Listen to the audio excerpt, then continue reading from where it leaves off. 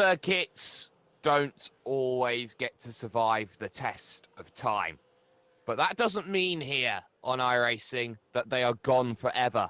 Because long in the memory here for the V8 Supercar Online Premiere Series, we head to Sydney. We head to a circuit which often doesn't get enough love, doesn't get enough credit, but what you find is a circuit that promotes close racing and often goes down in terms of Australian history and in terms of Australian sim racing history as one of the circuits always to keep an eye on in the calendar. We are at Oran Park in the virtual world because the V8 Supercar Online Premiere Series is live here on iRacing Live and, of course, on V8's Online as well. I am your play-by-play for this one. Mr. Hashtag Do You Mind himself, the observer of sim racing, Jake Sperry, joined by a teamless Bo Albert for this one. Bo, this circuit is difficult. It is narrow. It is short. You're not going to get much in terms of the top speed in vehicles like these. But do you feel that today's racing is going to be now about a very technical nature? Absolutely, of course. It's 2.6 kilometers of the most technical racetrack that you could possibly fit. It's got elevation change, slow speed corners, which these V8 supercars are so difficult to get out of. Of course, they're going to wheel spin the entire way down so much of this circuit. So drivers are really going to be the defining factor in this one. It's not going to be so much about setup. It's going to be who has the technique, who has the skill, and who can master this very, very tricky circuit. And that's going to be very, very crucial for the 3 races we have today. We got 2 races in terms of your top drivers. And of course, the fabled Super Split 2 race, which will come up just before things start as we are here on YouTube Gaming for the opening splits worth of action. And unfortunately, we don't have a Reese Gardner. Why? Because he thought that life was too important and he's gone to a wedding. So what we're going to do is we're going to tune in with him live from the wedding and we're going to see him talk and describe about this circuit, Oran Park, and its fabled history.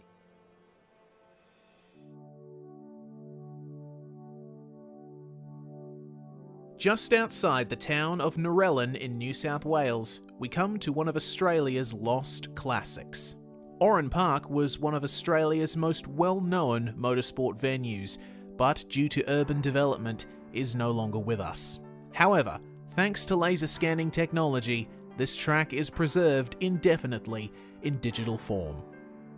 Oran Park is tight and twisty, with a stop-start first sector and a flowing latter two-thirds. Its rare figure-of-8 layout means that it incorporates a crossover, and the dogleg, a fast chicane that goes over the crest of a hill, is fondly remembered as one of Australian motorsport's great challenges. Oran Park began as an estate in 1829, and many owners and purposes later, in the early 1960s, the Singer Car Club purchased a section of hilly farmland and decided to build a racetrack. The first meeting was held on the 17th of February 1962 on a 1-mile circuit. The first change to the layout was made by 1963, creating what would eventually become the South Circuit. This layout saw one of the strangest events in Australian touring car history take place in 1971. Right in the midst of the title-deciding race between Alan Moffat and Bob Jane, a spectator drove a Chrysler V8 Pacer press car onto the circuit and managed to complete a lap before exiting the track and being taken into police custody. Moffat, despite nearly crashing into the spectator's car, was so wrapped up in his pursuit of Jane that he had no recollection of the event. A further extension to the circuit was made in 1974, adding the iconic crossover just in time for the track to host the Australian Grand Prix for Formula 5000s. In this period, along with hosting a 500-kilometre touring car race and briefly the Australian round of the World Superbike Championship, Oran Park continued on a meteoric rise to become one of Australia's most popular motorsport venues. However, the glory days came to an end. Despite improvements to the facilities and continuous involvement in all types of racing, Oran Park Raceway's popularity declined, and the land was rezoned for a housing development in the mid-2000s. The last V8 Supercar event there was the final round of the 2008 season, and the track closed for good in January 2010. Now, in real life, where once there was racetrack, there are suburban streets. But in sim racing, there are no housing developments in sight. Oran Park continues to provide good racing in the virtual realm, owing to its tightness and big elevation changes. We Australians have a habit of making some tracks of ours a bit small for the overpowered, under-tired cars we race. But honestly, would we have it any other way?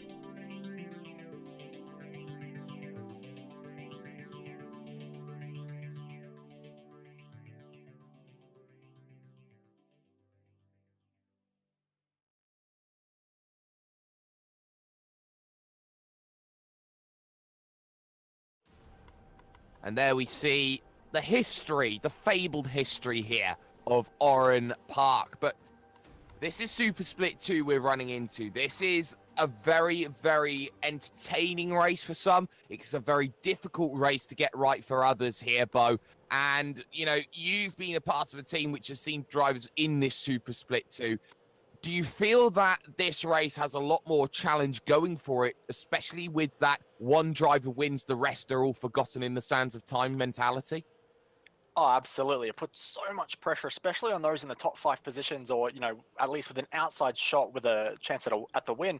There's so much pressure on their shoulders because if they can get onto that top step, they get through to the big show, the one that everyone has their eyes on and all are focusing on. But for these guys, second place just isn't going to be enough for them. So they have to do something different. They have to find a way past. And if you're in that first position coming into those final few laps with a car on your back bumper, you've definitely got to keep an eye on your rear mirror.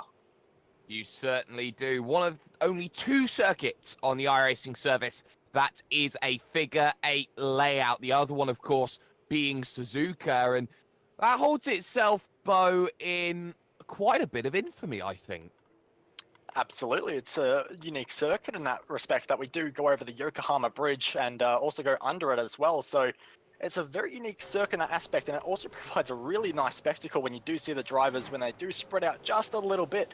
You've got drivers going under the bridge while some are going over. It's an entirely different sense to these drivers to hear cars going over you. So it's a nice little spectacle to have, and like you said, only Suzuka does replicate that on the iRacing service. So definitely a nice little bit of history here at Oran Park, but unfortunately the circuit is no more. So Suzuka remains as one of the only ones on the service that does in fact still exist to this day. And it's a shame that this circuit has turned into a very, very pretty housing estate. But right now, top 5 in practice: Ian Bird, Jacob Knight, Brian Borg, Adam Wyborn, and Luke Page. A little bit surprising here, I think, Bo, to see Brian Borg so far down. I think the Bryborg knows that he's got to get himself up through and into that top spot and make sure that he gains the points where others have really struggled to get themselves adapted for this race. Well, he's got to be one of the favourites, doesn't he? He's really got that Ford hooked up, and we've seen in some of the previous rounds that he can really extract quite a lot out of the car. So perhaps just missing a little something in car setup at the moment, or hasn't quite hooked up the perfect lap so far. He's going to start another one now. And it's going to be all about who can get the most laps under their belt, of course. These are very tough track conditions here today. 30 degrees on the track, 25 ambient, and also some pretty strong winds as well. So conditions are going to be a little bit different, and perhaps that's just throwing Brian Borg off just a little bit and not able to take the top spot in this session so far, which is currently held by Ian Bird. But Brian Borg, we've seen him be so quick in previous rounds. I'm sure he'll find a way back up to the front. I'm pretty sure he'll find a way as well. But actually, let's talk about this. Morning conditions here, 30 degrees on the track. I'd say that's pretty good for drivers here. But, Bo, that 24-kilometer-an-hour northwesterly wind, that is going to be playing havoc with vehicles. It's effectively going to be pushing them almost a little bit to the side when really they don't want a headwind or a tailwind at any point on the circuit. No, it's going to be forcing them a little bit offline in a few places, and it's going to be catching a few drivers out. You might see them just dipping a wheel into the grass or two if they're not completely focused. And that's where a good driver may be able to get an advantage over someone who's not quite as experienced. So that's one thing to look out for, sure. But it can also provide an opportunity if you can get behind another car in just the right place, block yourself from that wind just a little bit. There is an advantage to be gained if you know how to use it, but for these drivers at the moment, with 4 minutes left on the clock, there's still a lot of thought to be done and a lot of practice to work out how they're going to get around 33 laps around this circuit. Bo, let's talk overtaking opportunities. They're going to be few and far between here today, but that's not necessarily a bad thing. Where is the best place to go and make a move here? One of the best places you can set yourself up for a move is out of the final corner, just getting yourself a better run than the driver in front. It's a very cambered corner, so you can light the rear tires up quite easily. Get that good run down the front straight, pull out into the turn number 1, which is a very, very difficult move to get done, but it's probably one of the better ones around this circuit because it's double apex corner where you're braking and turning at the same time, which is so easy to lock that inside front tire and make yourself overshoot. But if you can pull it up, turn number 1 is a good opportunity. But if you can't get it done and fully sold there is an opportunity as well into turn number 3. There is an opportunity into turn number 3. Vehicle parked up on the outside. I believe that's turn number 9 out on track. That was Henry King, but King right now back into pit road. And I find that practice sessions, Bo, they can be used for testing the limits very late on in a session. You don't know where it is. You don't know how much you can push and what grip's available. Sometimes you just push the extra 101% in sessions like these to go, you know what? That's the limit. I know where to overstep the line. Absolutely. It's their final chance to explore the limits before they do finally get to the race. Because in the race, if you push the limits a little bit too much and find yourself into many gravel traps that are located around this circuit, that is your day potentially over. So this practice session, use it. Make sure you find every millimeter of track. What curbs can you use? What curbs can't you use? When can you turn in? When can you get on the brakes just a little fraction later? All these little things add up over the course of this lap and over these 33 laps that are going to be coming up as well. So for these drivers, you know, this is the time for them to push as hard as they can and really find the limits, because after this, it's too late. After this, it certainly will be too late, and we'll be into 33 laps or 50 minutes, whichever comes first. And 1 pit stop required as well here in Super Split 2. That's going to throw a full tactical element, shall we say, Bo, into the racing. And that pit road is 1 track and 1 track only. It is the narrowest pit road in sim racing. It's quite honestly, it's horrible as a driver to get through there without finding a wall. It is so tight, and also it's a very tricky entrance as well, because you're almost braking on the racing line as well, so drivers have to be heads up of who's pitting and who's not. But when you do make yourself onto that pit lane, like you said, it's so tight, it is so slow, considering that cars are whizzing past you at 240 plus kilometers an hour down the front straight, and you're stuck there on a pit road speed limit of about 50 kilometers an hour. It's just horrible. But also, if you're that car that has the number 1 pit entry box, there's a wall facing you, just like there is at the Monza circuit. It's very tough to get out of there without damaging your car either. So, you know, this circuit is very tough around all the corners, but even the pit lane isn't safe here. Even the pit lane isn't safe. Every element of this circuit bites, and it bites back. Bo, I want a winner. A winner will be tough to pick. Of course, it's such a competitive field, but seeing as we do have Paul Preston, who is going to be starting tonight from pole position in that 029 car, you know, it's a very tough track to overtake, and if he can get a good start, which he has done in the previous few races, I'm going to put my money on Paul Preston to get that Progression Racing Australia Falcon to the checkered flag first. Well, we will see if that happens. 5 seconds remain then in practice before we head over to the starting grid for Super Split 2 here on V8 Online and iRacing Live. Practice is complete. Qualifying was done in pre-qualification over the last 3 days, but this is how things are going to stand. Paul Preston then on pole position. He will have Darren Lord alongside him in second, with Simon Black in third and Ian Bird starting from 4th place. Luke Page will start from the 3rd row with Jacob Schooley in 6th. Henry King 7th with Matt Moulton starting from 8th. Brian Borg will have to go from the 5th row in 9th, and Stuart Crawford rounds out 10. Will Dodd will be kicking things off from the 6th row of the grid with Gene Fiddies alongside him in the Progression Racing Australia car. Craig Jones lines up in P number 13 with Jacob Knight for company, whilst Adam Wyburn rounds out the top 15 with Steve Jansen alongside him on the grid. Kyle Stokes will kick things off from P number 17 with Bob King, Ashley Lear and Cameron Dance rounding out our top 20. Blackjack for Stacey Walker with David Kimmond in 22nd. Brenton O'Brien will start from 23rd with Tyler Blackburn alongside on row 12. Row 13 will see Reese Keane and Zachary Hanlon. Row 14, Grant Keynes and Matthew Norris, as well as row number 15 overall sees Jono Freeman and Stephen Templeton. Nick Parker, But here Scott we go. Griffins, and a few others. But here we go, Jake. Here we go. Green flag goes. I get a little bit caught out. Good start there from Paul Preston. The top two breaking away a little bit as it remains too wide into turn number one. Around the outside from third goes the driver that is Luke Page, but having to all check it up. 3 wide in the middle of the pack. One vehicle gets washed out, and it causes a big bottleneck around Brenton O'Brien, who gets a little bit squeezed there in the middle as they all look to try and make it safely through turn number 3. It all happens for the moment, but that was a very, very tentative start by a lot of drivers.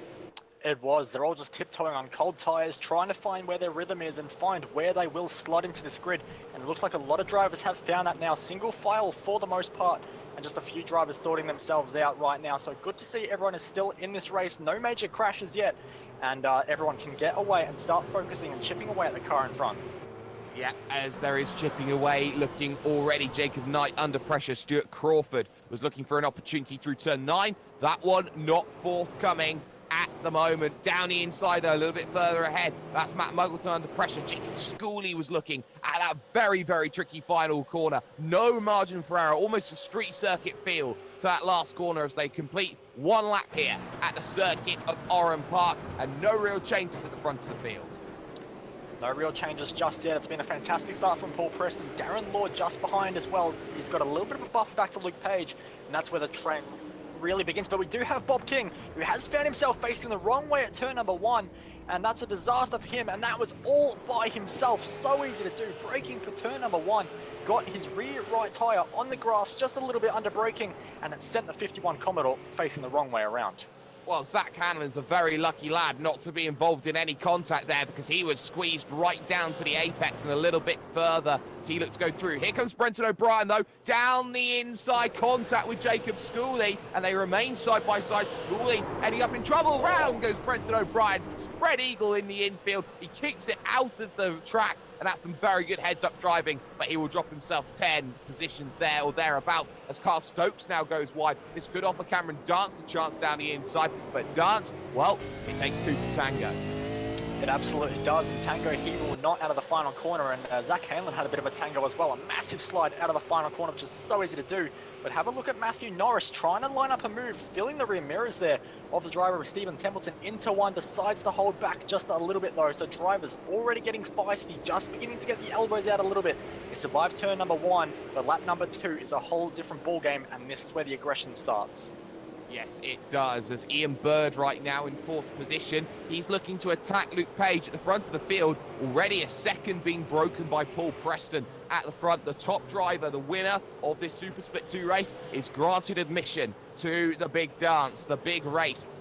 And Jacob Knight now, let's get a focus on this, because he is right in the middle of a train, had just lost the position to Crawford, and now look at this, Janssen, Wyborn, Jones, massive train stacking up. It's so easy to stack up here. Accordion effects are plenty. Absolutely, and that's not what you want as well, especially for the CMR guys when there are 2 of their cars involved. Craig Jones not going to back down just a little bit just yet, and he's going to have a bit of a look, but can't get anything done into that final corner. And when you are in the train like this, it's so important to not overestimate your opportunities. Don't get a bad run by dive bombing into the final turn, because you will hurt yourself in a turn number 1. And you can see there a big dive now from the 111 car. Big dive, could not make it happen, but Craig Jones definitely has his intentions made very clear. And Matt Muggleton makes a move as well. He gets past Henry King just at turn 4. I thought they were going to have a little bit of argy-bargy about it as they go over the bridge into the right of 5. And Henry King there losing out. Brian Borg waiting in the wings. So positions can be made. That was all set up at turn number 1 as side by side now. Schooley and Stokes go at it. Stokes looking for the inside, unable to really get the run. Try and hold it around the outside. Gets a little bit of tyres on the grass, unable to really make it work. Now he's setting up for the final corner. Yep, and this is where you have to be so careful because you don't want to leave yourself vulnerable, but he does have a bit of a gap behind, but does not elect to go for the move anyway. Misses the apex just a little bit, but might be able to get an okay run here. We'll see what he can do. Not going to be quite the run he would have liked, so maybe not an opportunity on this lap, but we've seen already a few drivers. We've said where the clear overtake opportunities are, but these drivers are willing to make opportunities here today. They're aggressive, and they're doing whatever they can, as we do have the 907. Jacob Schooley makes it all too easy for the drivers behind. Runs off at turn one through the gravel. This is going to be an awkward rejoin. Just about gets away with it without making any more carnage, but a whole heap of positions lost down to P number 22. Let's get a replay on Brian Borg. He has just done an amazing up and under over Henry King. There's not much more you can say about that. King was beaten. All ends up low as we get a CPR replay. It was side by side through one. He then backed out of it and then went to attack again into turn number 3. He caught him off guard. You have to be clever at this circuit. And my word, the Bryborg certainly was clever. He's always been one of those drivers that uses his head, hasn't he? He's a very smart driver, knows how to set up a move, and executed it absolutely brilliantly. We said he'd be very quick, and he's proven that already. And we have to wait and see how it goes. But more importantly, it is on for our race lead right now. Paul Preston had a 1 second buffer just about, but he has been caught. Darren Lord making himself a lord of the Oran Park circuit at the moment, closing the gap down significantly. And Jake, this is for split 1 entry. It is for split 1 entry, and well, the Lord has spoken, and he wants to get past Paul Preston. Luke Page waiting the wings, but runs wide at turn 4. Opens the door for Ian Bird to think about making a move, but that gives the gap now needed for Darren Lord to focus away from defense and into offense. So for Darren Lord, he knows he's got to try and make that move. He knows he's got to set this one up. Behind that, Will Dodd now looking to try and make some progress in the lovely orange-coloured machine in Amazon.com web services, Fusion Sim Racing colours. He's looking to try and get the move. He's not going to be close enough to make it happen. Back to your race lead, though. Preston just able to get a good run through the second half of the circuit. It covers his back into turn number 1. It does, and if you can do that for the next few laps, or for the next 27 laps in Paul Preston's case, you know, you will be able to give yourself an opportunity to hold onto that lead, even if the driver is... we got an incident. But we do have carnage. Yes, Carl Stokes and Craig Jones at the final corner have run into issues. The pair of them were up into the outside wall. Lucky that no safety car was called there. There was a partial blockage of the track. And, well, both of them got together in such a way that it was a little 2 into 1. Doesn't go. It was a bold move, I think, there from Carl Stokes. Stokes went for it, and, well, the door was always going to be shut by Jones. One of those things, isn't it? You have to be so careful in combat around this circuit. It is very narrow, not much room all the way around, so you have to pick and choose your fights. But that is what we are having at the front right now. Paul Preston over the Yokohama Bridge was so unsettled. That Progression Racing Australia car did not have any rear-end grip. Lucky to hold onto it and maintain that race lead. But nonetheless, Darren Lord not close enough just yet to make an advantage of it. But Paul Preston already showing a few cracks of weakness. That is not what you want to show the driver behind, that you have weaknesses in the stability of your car. And you can see how Darren Lord ever so slightly moves to the left-hand side down the front stretch, trying to get in the mirrors then of the driver in front, Paul Preston. The top 9 are split by 4.7 seconds. That goes back to the Gene Finnis in the 890 machine. So you see now this top train of 6 going on because they're closing up, and that goes all the way back to Brian Borg on the back of the train, and that's the scariest sight at the back of the train. Matt Moulton must be careful. He has to be. Brian Borg is one of the best racers around. He knows how to set up moves. So one little error from Muggleton and Borg will pounce on that in a heartbeat. So it has to be very, very precise from Muggleton here. But he also has to make his way through the field as well. He's got Ian Bird right in front. And any mistake from any of these guys is a position gain for a lot of drivers in the way this train does work. But right now we'll head ourselves onto the front straight once more after this hard braking zone for the final corner. And we'll see who can get the good run and who makes a mistake of it.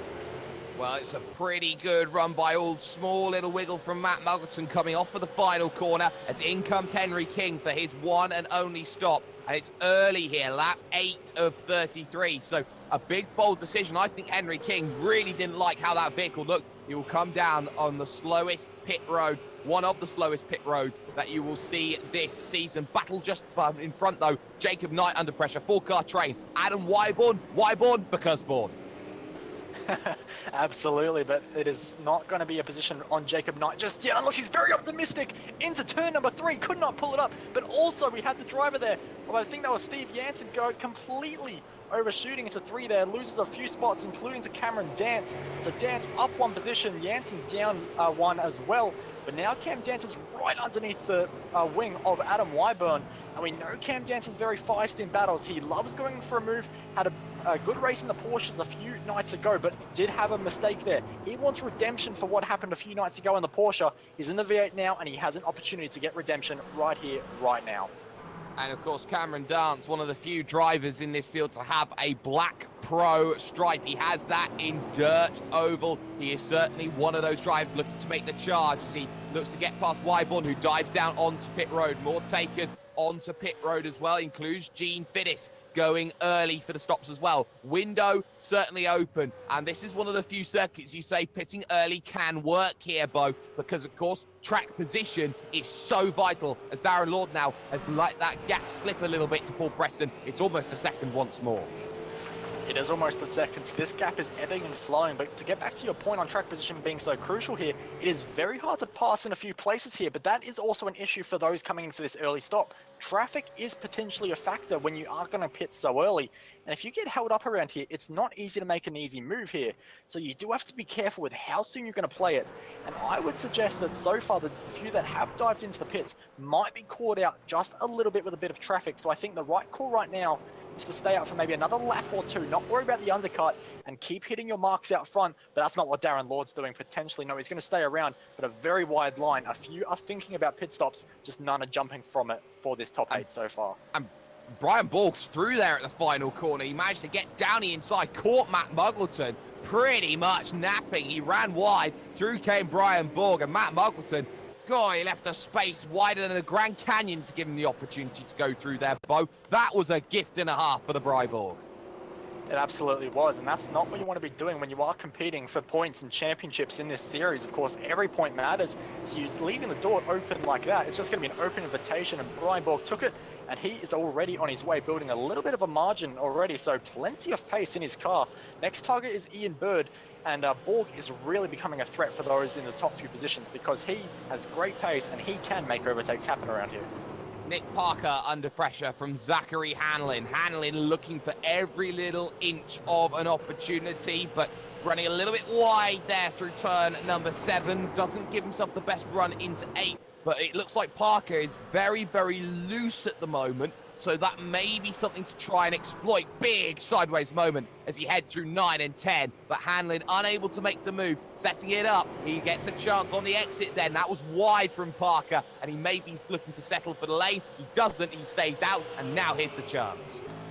Here is the chance. What can Zach do? Will he pull out or will he elect to just stay behind? He's going to stay behind just for now, but he can do a very late move to the inside, but not close enough for Zach Hanlon, who will be in his final race meeting with Evolution Racing Team. He's had a great career with those guys, has a pro license from that team in the 27 car for those guys, but Zach Hanlon will be leaving the team after this, so this is his goodbye race, and he wants to make sure he puts in a good effort to make sure the team knows that he was a great member and he appreciates what they've done for him.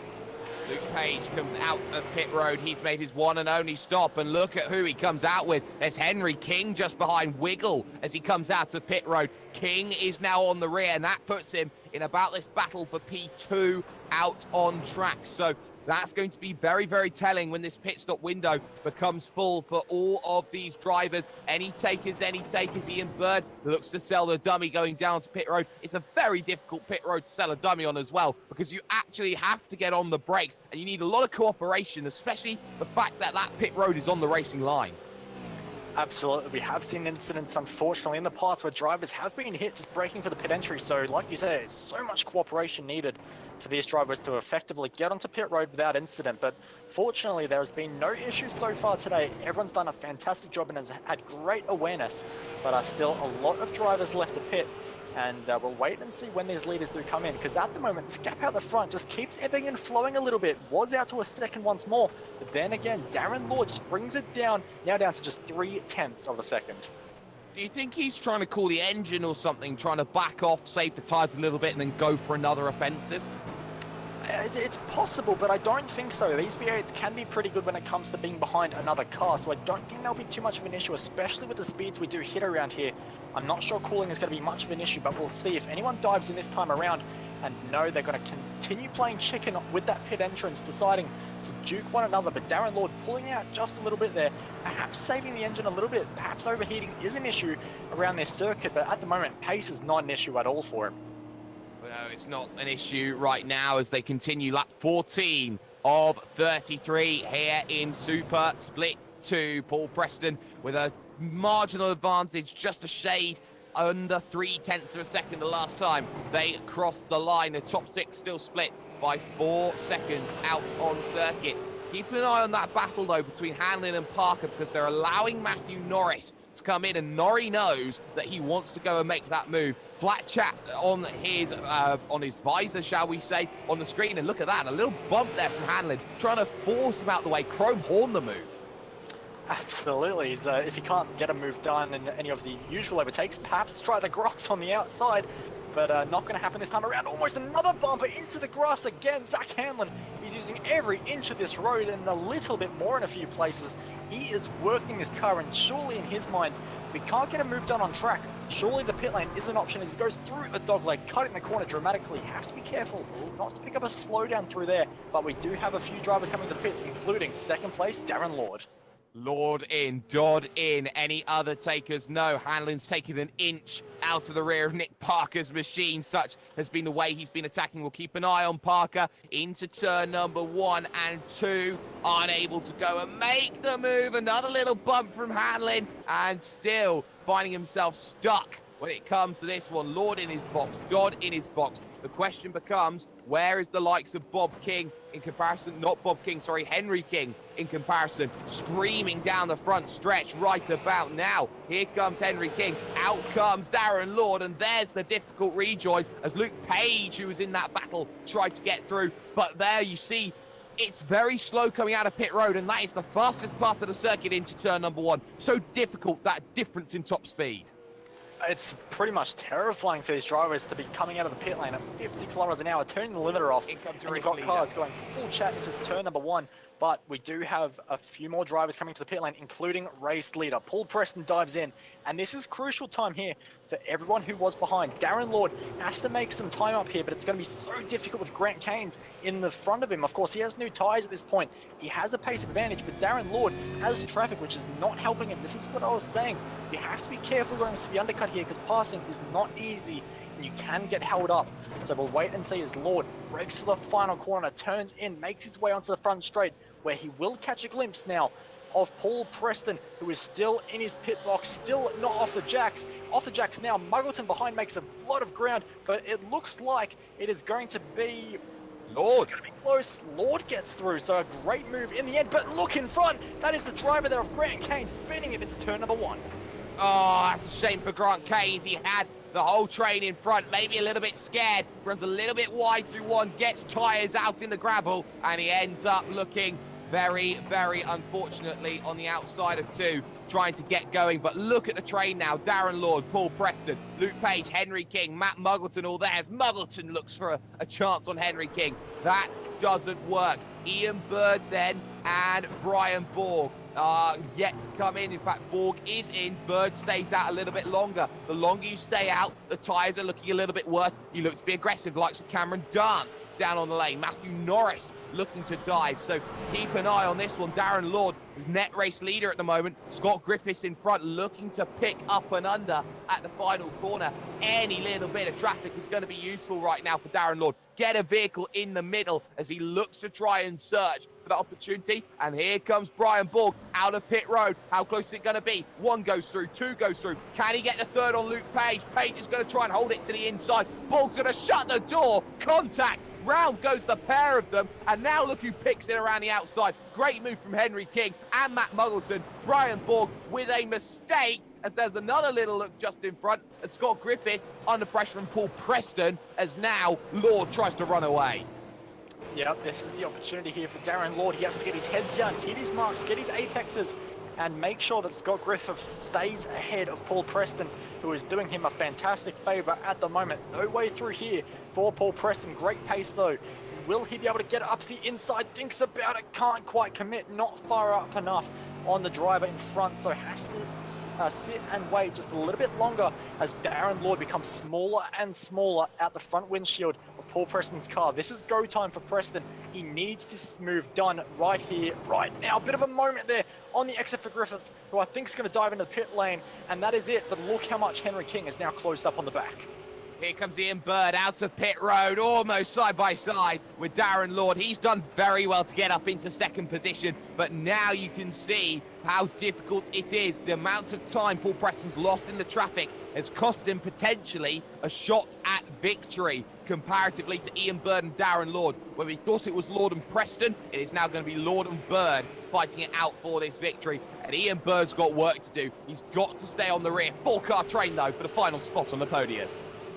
Yeah, this podium is one heck of a fight right now, and Paul Preston trying to run away from it, but the battle behind is so close, with Henry King just behind, and Brian Borg, who's already got past Muggleton once more, so one overtake done for Borgie, making his move stick at the moment, but Henry King is not going to be an easy driver to find a way through. But look at the turn-in pace of Brian Borg. He has so much more confidence in his car, through the dogleg, over the crest, so easy to get the car loose. Can't do anything at the moment, or will he dive to the inside? King leaves room, but no opportunities. Will he get the exit? Just about. It's going to be a drag race into turn number 1, Jake. It will, and Brian Borg just drops back into line. No real opportunities to go and make that move. He was thinking about it. Maybe a bit of yellow helmet syndrome coming in as they look to hit the brakes. Too deep, though. On the brakes goes Henry King, and Brian Borg says, gift. Thank you very much. I'll put that one in the back pocket. I'll remember you for Christmas Day, as he gets himself down the inside. So Brian Borg, another position gain. A few drivers still yet to come in. Steve Janssen going as long as he can, as is Zach Hanlon going as long as he can as well. As right now, your top 10, well, Adam Wyborn as well in his own little 3-car scrap, Cameron Dance and Will Dodd. Yeah, these guys are fighting hard as well, and a lot of battle scars on a few of these cars. Wyburn has not had the most clean race ever. Of course, this field is so tight that in order to make a move, sometimes you do need to get the elbows out, and that's what Cam Dance is trying to do, thinking very, very long and hard at the back bumper of Adam Wyburn's car, who goes very wide, gets into the marbles almost, don't go side by side through the dogleg. Dance backs out of it, but Wyburn just showing a few little errors at the moment, and that's going to be all playing into the hands of Cameron Dance.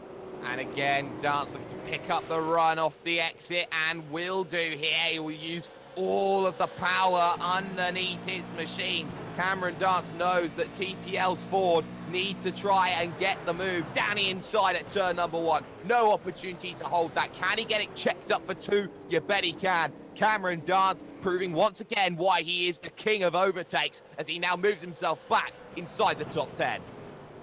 Yeah, fantastic for him, moving himself up one more spot, but still plenty of work to be done to move himself up the order. A big gap to the driver in front, which is Kyle Stokes, who is a part of a big train just behind Matt Muggleton at the moment as well. So a lot of mini trains just beginning to break out at the moment. The one driver that is trying to break out is Darren Lord, who just continues to edge the lead over Ian Bird bit by bit at the moment, Jake.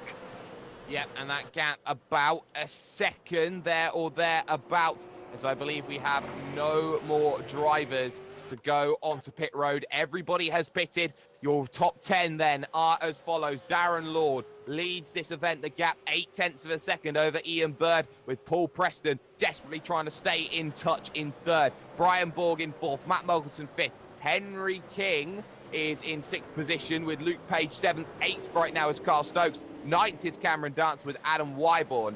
Rounding out top 10, is it? Battle with Will Dodd. Down the inside, Dodd gets a massive wiggle, and that's going to allow Stuart Crawford the opportunity to come through. Where did he come from? Yeah, a fantastic bit of opportunistic driving from Crawford there, just to see that there was a bit of a moment happening for the driver Will Dodd. Could just take a tighter line and drive straight around it, as easy as you like. Position gained there for the CMR team, so fantastic work from him. And Will Dodd will have to find a way through once again. But lots of little trains just happening, which is great to see. But we will still continue to keep an eye on all these fights happening on track.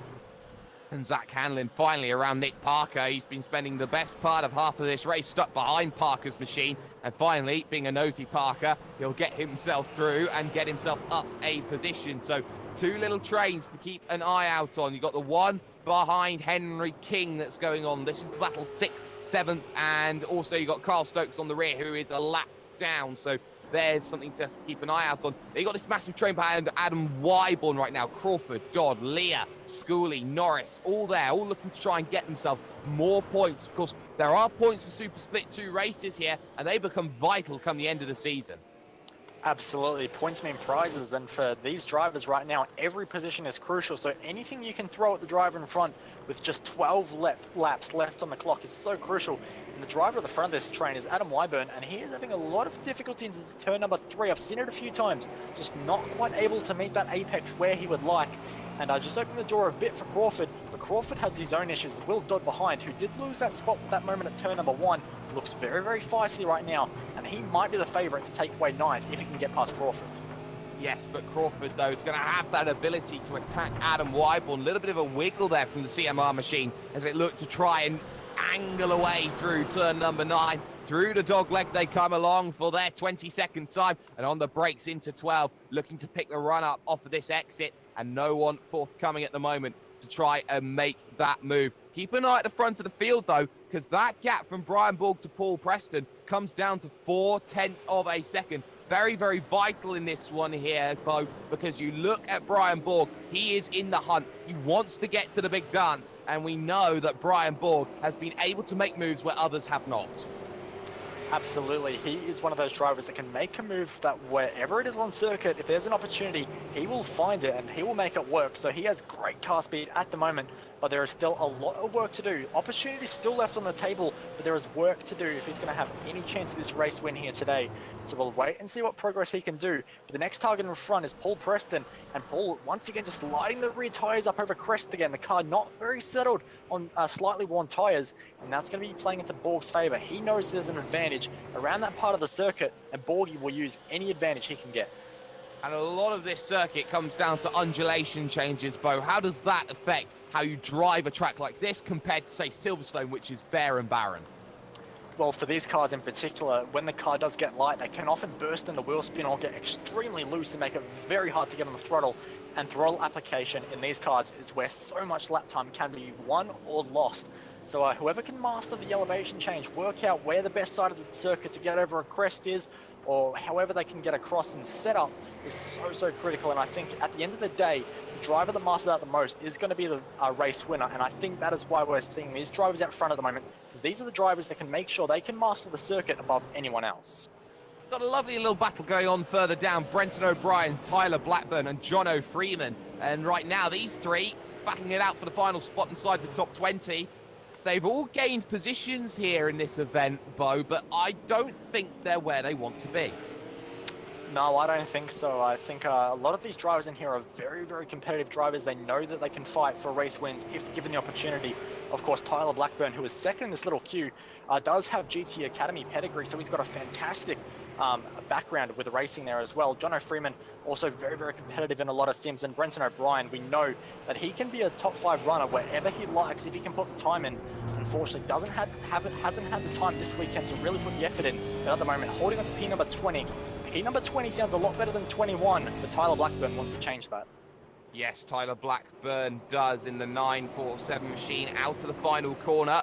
The 3 will come along as they make that charge to 1 and 2 once more as they keep on trucking lap 25 out of 33. 9 laps remaining at the circuit of Oran Park, coming down to 8 laps to go for Darren Lord, but that gap slowly crawling back in. Ian Bird is finding just that little bit of pace here. Not masses, not enough to really threaten Darren Lord, but enough to keep him honest. And sometimes all you need to be is honest to try and get yourself in. Look behind though, Brian Borg is trying to set up the move to 1.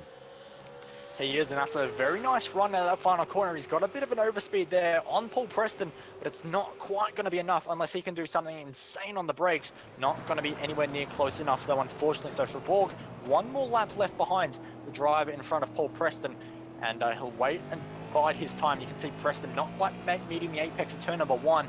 And that's going to be playing into the favor of the car behind. We'll see how he goes into turn number 3. Makes it a lot nicer, so no opportunities there. But even then, Borg still making time. He can carry so much more corner into the mid-speed. Trail braking a little bit better than Preston is at the moment in this car, which is so nose heavy. So trail braking is very vital to lap time. And at the moment, Borg is just making it work so much nicer. Borg is certainly having a better driving experience, but not necessarily one that makes moves. But again, Ian Bird has closed up that gap more and more. Darren Lord, the Lord, may need to bequeath a little bit of a defensive drive to Ian Bird. But now it's about counting the laps down, making your numbers, making sure that things work. Drivers like Adam Wyborn, for example, that train continues to grow. They've got Scully and Norris on the back. Yep, it just keeps getting a little bit larger, doesn't it? This battle pack does not want to back down, and it is still nose to tail, especially for the first 4 cars, with Scully and Norris just beginning to hop onto the train a little bit, but Norris won't be with a slide like that out of the final corner. But nonetheless, these top 4 are so close, heading towards the first few corners, which is such a hard braking zone of sight. And you can see that Dodd finds an opportunity. Will he be able to get it done? Meets the apex, gets the throttle application as well, and that is a position there for the Amazon Fusion Sim Racing driver. Oh, that's a very good move, and a look behind as well. Ashley Lear was thinking, well, if you can get one, I can get one too. No, you can't, buddy. You're going to have to sit and wait and slide the rears a little bit further. He's unable to go and make that work. Top 4 split by 2.5 seconds as we look to get to lap 28 and 6 laps to go. Traffic, though, looking to have a bit of issues. Look at this. Brian Borg, big lunge, contact between the pair, and there's a redress there from Brian Borg. He allows Paul Preston the chance to go. He does, but he's still going to continue on down the front straight, side by side. Now it's going to be a battle of the late breakers. Who's going to be more brave into turn number 1? Borg going to continue on with it, and he will get that 3rd position, not in the way he would have liked. Of course, often a very, very clean driver, loves to race hard, but often doesn't like to make contact, so he won't be happy with himself there, but does get the position nonetheless on Paul Preston. But any chance of a race win now has gone, which leaves it all down to Ian Bird, who continues lap by lap to chip half a tenth, 1/10, whatever it might be, small margins off the back of Darren Lord. But in this case, those few little small margins might just be enough to give him 2 laps to play with at the end to find a way past. Here's my question, Bo. Would the stewards see Brian Borg the way he slowed down as a redress, or would they say that's not sufficient enough? I don't want to get into too much controversy here, but I would say that probably was not enough for Brian Borg. It was quite an opportunistic lunge into the final corner and did turn the driver of Paul Preston around. Definitely hindered his race quite a lot and did lose a position in the process as well. So I think the stewards will be looking at that, but we'll leave that up to race control. 0.3 of a second at the front of the field. Lord versus Bird. On the brakes to 1, on the brakes to 2. It is flawless from the pair of them as they look to keep on charging at Oran Park. For now, with 5 laps to go, it's about pick and choose your moment, Bo. When you get down into clutch situations like this, how difficult is it to concentrate on making the right decision, the right choice to make the right move? This is where a great driver really makes his mark, and this is going to be a challenge for Ian Bird. It is so crucial. At this point, when you are closing the driver room down, you know you've got pace, you know there is an opportunity to get this race win. There is so much adrenaline going through it. It is absolutely crucial. You make every apex, every braking marker, and when you finally choose to go for that move, make sure it's a clean one. Make sure the opportunity is there, and make sure you make it stick, because if you don't, driver in front will know that's an opportunity for you, and he will close it down for the remaining lap. So when you go for that move, make it stick, or that could be game over. Oh, and a big wiggle coming out of the final corner for Ian Bird, and that's going to drop the gap back a little bit here to about 0.6 of a second. That gap 6.5 of a second. Not ideal as traffic hits Brian Borg as Daniel Misdale looks to make his way through. Little battle back though. Will Dodd's made his way through on Adam Wyborn, so there up into position number 9 goes Will Dodd, and Dodd making that one look very comfortable about half a lap ago because Wyborn went very wide at turn 9. He did, and that's not what you want, but he's also going very deep into turn number 1, almost gets to the back bumper of Will Dodd there, but does pull it up, doesn't lose any spots. So very nice brake application there from him. But Will Dodd, so much pace in that car at the moment. He is on a charge. Unfortunately, the driver in front is Cam Dance, who's a long way up the road, so this might be where Dodd's charge does come to an end. But nonetheless, what a fantastic effort from him tonight, Jay. Yeah, fantastic effort from Cameron Dance. He may not be able to gain any more positions. He's got Luke Page to think about in front, but Page has been under a lot of pressure. Cam Dance trying to get back onto the lap traffic's rear. 3 to go, though, at Oran Park. Darren Lord still holding on. That gap comes down once more, though. It comes down to about half a second Darren Lord losing time. Ian Bird has the quicker vehicle. Darren Lord has the ability to defend it and is just holding every line possible. This is where you think, do you go for a 50% move, even a 30% move now, when you know that what's available is going to be a space for the V8SCOPS proper? Well, this is what Ian Bird is going to have to decide. Of course, it depends how much he wants this win. If this is what he's been working for all week, if this is his opportunity, and this is what he has been working for so long to get this race win at Oran Park, to go through to split one, of course, he's going to go for even a 10% move if it is there. 1%, but even then, they're pushing so hard over the crest. But for Darren Lord, this is crucial for him to hold on. Of course, he just today announced he would be a privateer, not racing for tempo anymore. So Darren Lord really trying to make his mark and show to the top teams that, hey, I'm a quick driver and I can win split 2 races. I can win split 2 races. I can get myself into the V8SCOPS proper. 2 to go. Popsicle sticks in the air, Bo. And for Darren Lord, he's trying to extend the gap to Ian Bird. Bird does not have much left to fight back. Also, keep an eye on this. Cameron Dance is on the rear of Luke Page.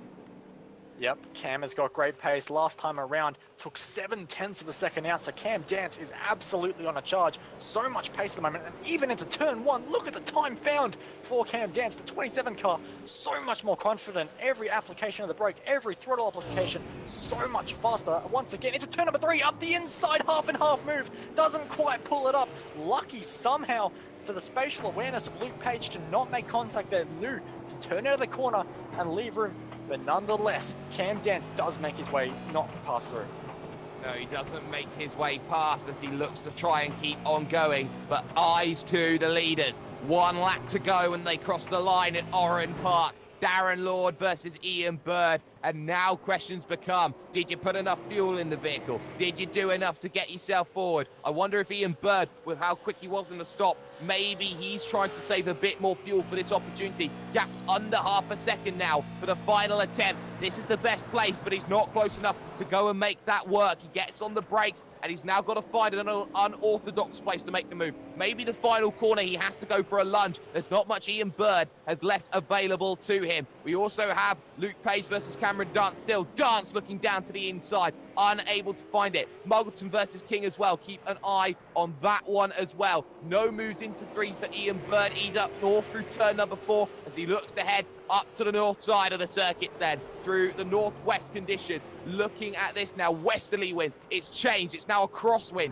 as they head through this section. So now for Ian Bird, he's running out of road, running out of time. And now we see a move. We see there that Cameron Dance through on Luke Page. That's perfect. But for Darren Lord, 1 corner remains. He heads through the dogleg and he looks to get on the brakes. He looks to take that left-hander. It is perfect. The Lord came, the Lord saw, and cometh a place at the V8SCOPS table. Darren Lord wins at Oran Park ahead of Ian Bird, and Brian Borg is out of fuel. No, he redresses it with Paul Preston, gives him the podium. So Brian Borg, fair sportsmanship, probably been told, okay, let that position go back through there, Bo.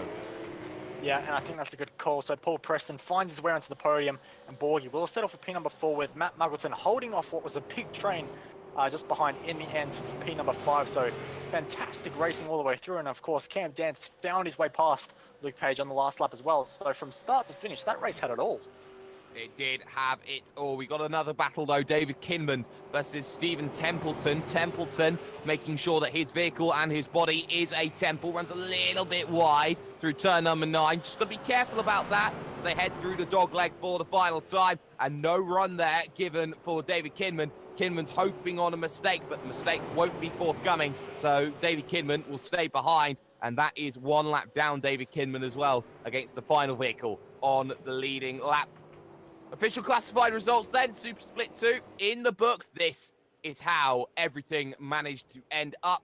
Darren Lord, though, makes his way to the promised land. He makes his way into the V8SCOPS proper. His win by 0.4 of a second over Ian Bird in second place. Paul Preston will come home third, gifted by Brian Borg after contact between the pair. Matt Muggleton will come home in 5th place with Henry King in 6th. Cameron Dance, again, a traditional dance race, gaining positions up through the field. He moves from 20th all the way to 7th plus 13 once more, with Luke Page finishing 8th, 9th for Will Dodd, and Adam Wyborn rounding out the top 10.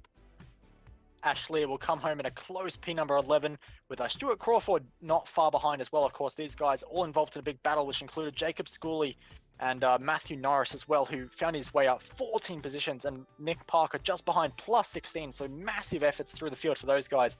In P number 16 will be Reese Keane, with P number 17 Gene Fiddies, Steve Jansen, Zachary Hanlon, and Jono Freeman rounding out the top 20. And then Tyler Blackburn will finish in 21st, Bob King 22nd, Oakley Druitt in 23rd, and I wonder what he did draw.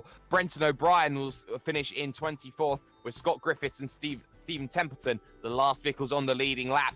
Vehicles one lap down involved Carl Stokes, Daniel Misdale, Grant Keynes, and David Kinman. And then the drivers that retired from this one, Jacob Knight, Stacey Walker, and Craig Jones for now. But for the moment, we're going to step aside very briefly here on V8s Online. When we come back, Fallout from Super Split 2, as we gear ourselves up for the first of 2 races today in sprint format for Super Sprint 1.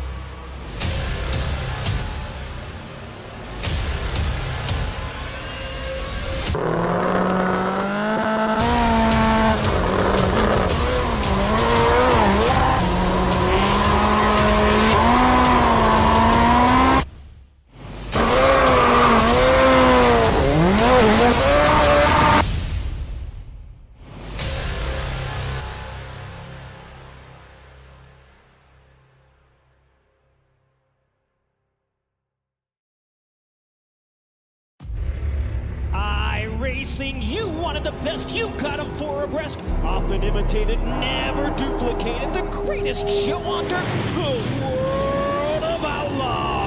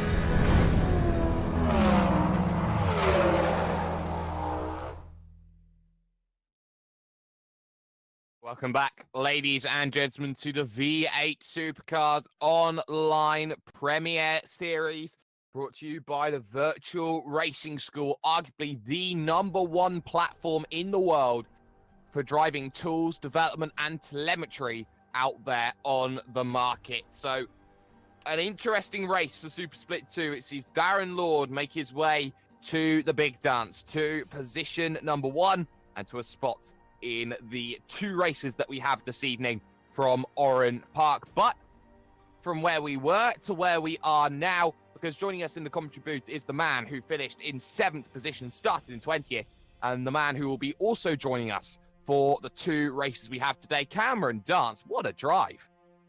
Yeah, no, cheers. It was actually quite an interesting race. A lot cleaner than I actually thought it would be. I know Oran Park's probably one of the more technical and tight and twisty circuits that we'll go to on the calendar. So, no, I'm actually very surprised of how clean it was and how few incidents there was around the circuit. So, no, very good race from everybody, and especially myself getting as many positions as I did. So, no, it was a very good race all in all. So you have yourself a very good race. Now, I want to talk about overtaking here at Oran Park, because it seems that no matter where you go, you manage to find yourself with 10, 15, even 20 overtakes at places.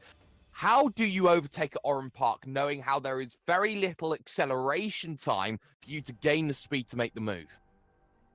It's very, very difficult. Obviously, with the track being so tight and so technical, you've got to make sure that you pre-plan your moves. Obviously, depending on how good your tires are and how quick you are in relation to the person ahead and behind you is a real important factor as to whether you're going to be able to keep the position or gain a position. Because if you can't get the power down quick enough, or you can't quite get up the inside, it's not going to end very well. Well, that's very, very true. And of course, for you, qualifying, maybe you could say, has been your weak suit over the days. Do you feel that's the only place you really need to make your gains in terms of looking to get yourself into a Split 1 race sometime in the near future? To some extent, yes. I've always struggled in qualifying. I've never been someone who's been able to pop out a quick lap. I've done it on the odd occasion, but I've never been able to do it consistently. So it's probably somewhere I do need to work on, but also just in general with the car, I'm not someone who's in depth and 100% committed to the car. So if I could probably do that, I'd probably actually not do too bad and could probably find myself in top split. But yeah, it's a very, very hard series to get yourself in the top split in, and if I could actually do it, it'd be absolutely awesome. Well, I'm going to give you an opportunity to big up your team, TTL Esports. Shout out sponsors. Who gets it done? Oh, I'd just like to thank Hyperstimulator, Down Under Graphics, the iRacing, and the rest of the team over at TTL Esports for giving me a good car and doing it as they do. And hopefully they'll do well tonight. Well, hopefully they do. Cam Dance will be joining us then for coverage of both races that we're going to be having. But, Bo, we need to talk about this championship. It seems so basic. It seems so simple. Jared Filsell, who leads the championship, has not been off the podium at any given stage this season.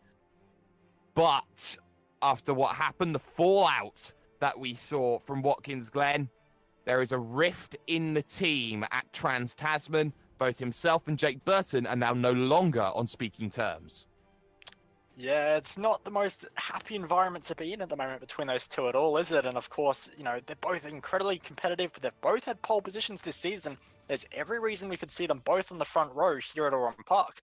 And if they are, I would not want to be that person heading into turn number 1 first. Of course, those guys are teammates, but we saw on the last lap of Watkins Glen, they're not afraid to get their bumpers against one another.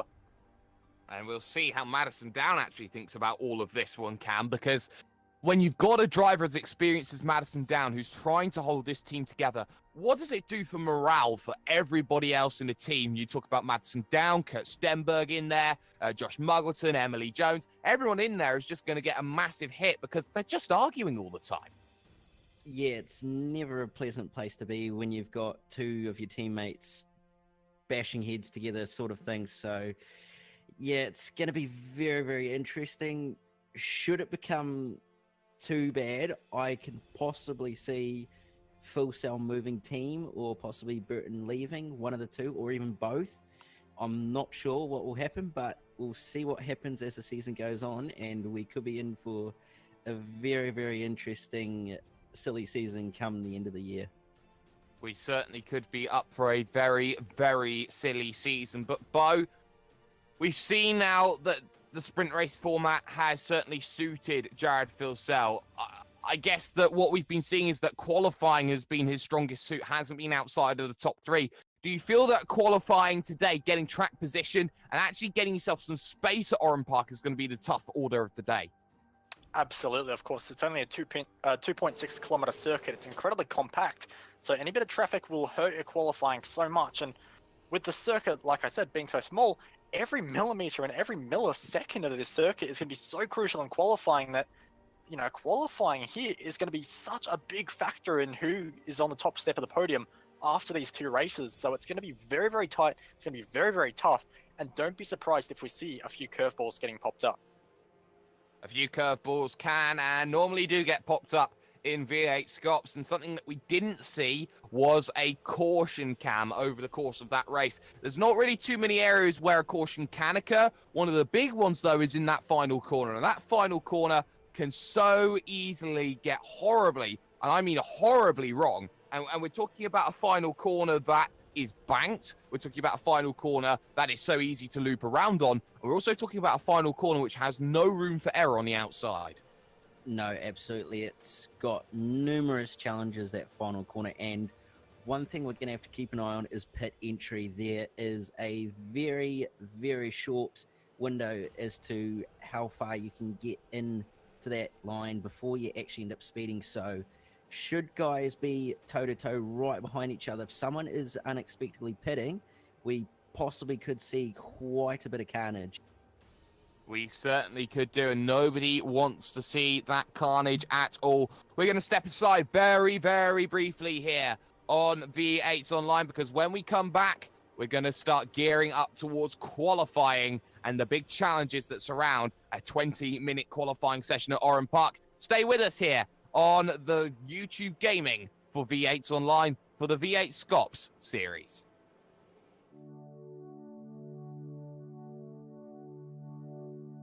Just outside the town of Narellan in New South Wales, we come to one of Australia's lost classics. Oran Park was one of Australia's most well-known motorsport venues, but due to urban development is no longer with us. However, thanks to laser scanning technology, this track is preserved indefinitely in digital form. Oran Park is tight and twisty, with a stop-start first sector and a flowing latter two-thirds. Its rare figure-of-8 layout means that it incorporates a crossover, and the dogleg, a fast chicane that goes over the crest of a hill, is fondly remembered as one of Australian motorsport's great challenges. Oran Park began as an estate in 1829, and many owners and purposes later, in the early 1960s, the Singer Car Club purchased a section of hilly farmland and decided to build a racetrack.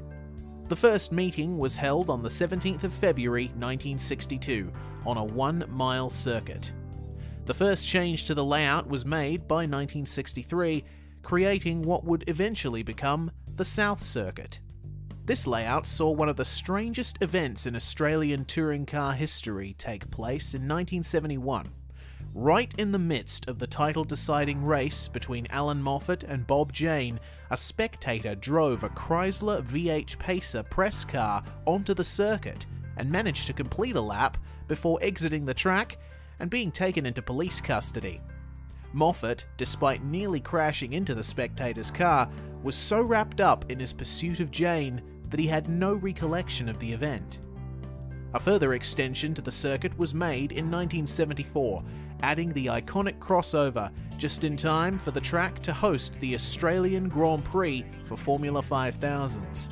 In this period, along with hosting a 500-kilometre touring car race and briefly the Australian round of the World Superbike Championship, Oran Park continued on a meteoric rise to become one of Australia's most popular motorsport venues.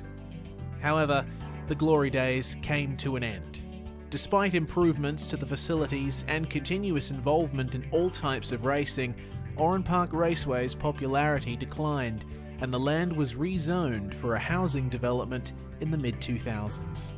The last V8 Supercar event there was the final round of the 2008 season, and the track closed for good in January 2010. Now, in real life, where once there was racetrack, there are suburban streets. But in sim racing, there are no housing developments in sight. Oran Park continues to provide good racing in the virtual realm, owing to its tightness and big elevation changes. We Australians have a habit of making some tracks of ours a bit small for the overpowered, undertired cars we race. But honestly, would we have it any other way?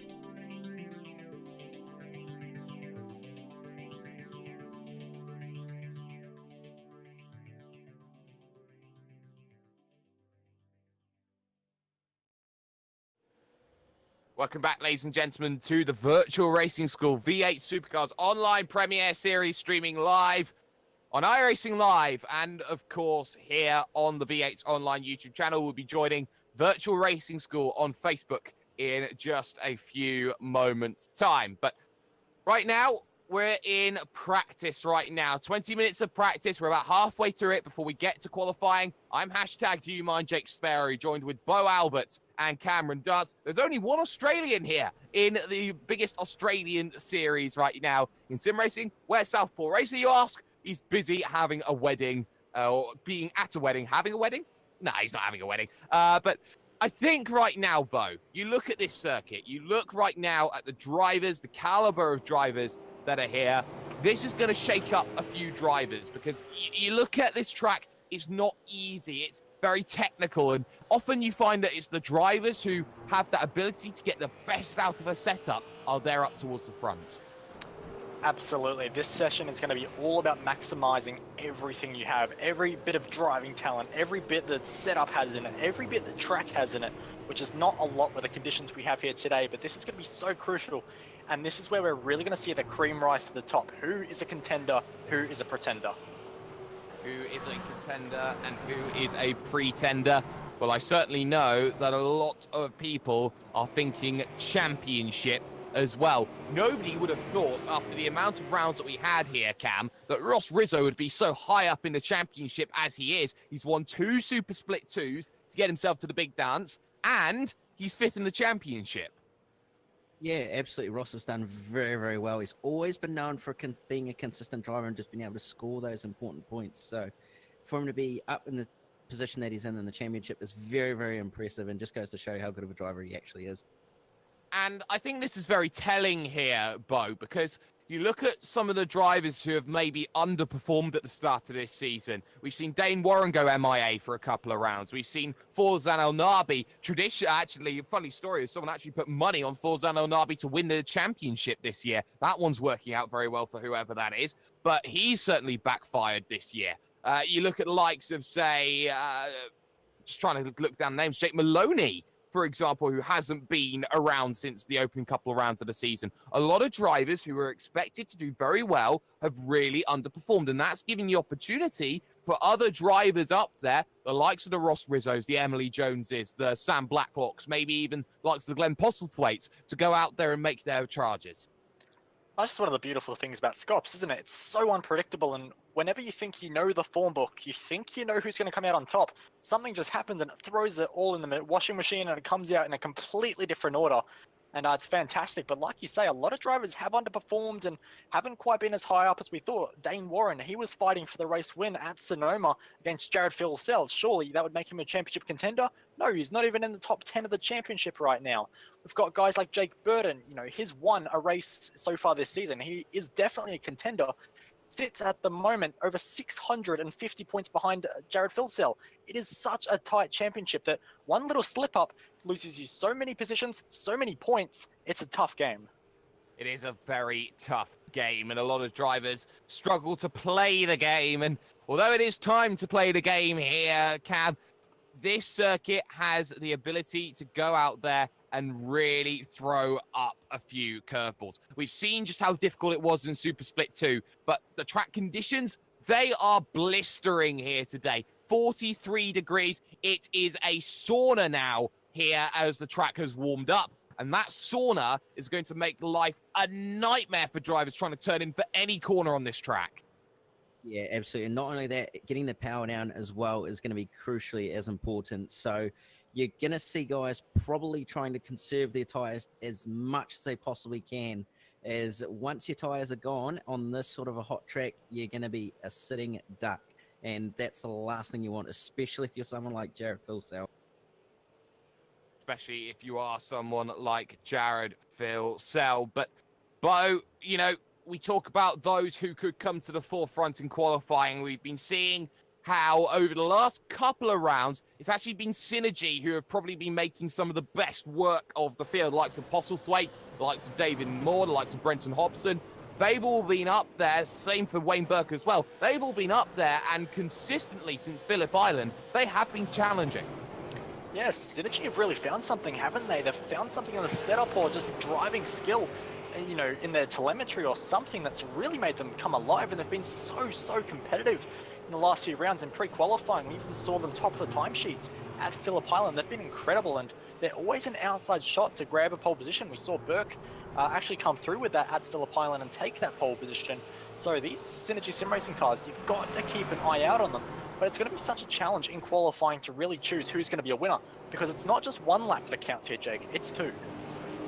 And that's going to be vital for that second race as well. Track position, so key. But I do want to just step back from the realist element a little bit, Cam, because we are heading towards week 13 in 1 week's time. That means a new build, and a new build means potential changes for both the Holden and also for the Ford. And for both of those vehicles, do you think that those changes could have a potential to shake up how drivers look and feel heading into the second half of the season? Yeah, absolutely. Any sort of change to these cars is going to have some sort of effect on the drivers, whether it be something to do with the shocks, whether it be something to do with the tires. It's going to drastically change the face of this championship, and we could possibly see those who are up the pointy end possibly struggle a bit more, and those who are a little bit further back, whether they be just behind or mid-pack, might actually rise to the top and end up stealing wins and points away from those who are at the top currently.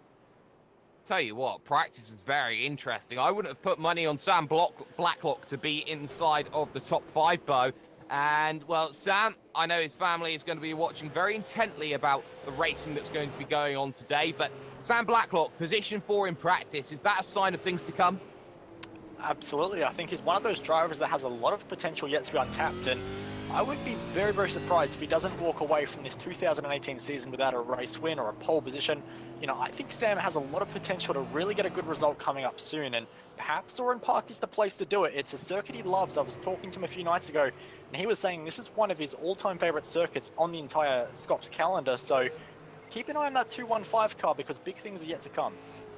And Cam, we need to keep an eye on the incidents as well, because those incident points have been racking up all season long, and we've got 5 drivers ineligible to take part in this event, 2 of which are drivers that you'd say are staples of this series, Corey Preston and Thomas McMillan.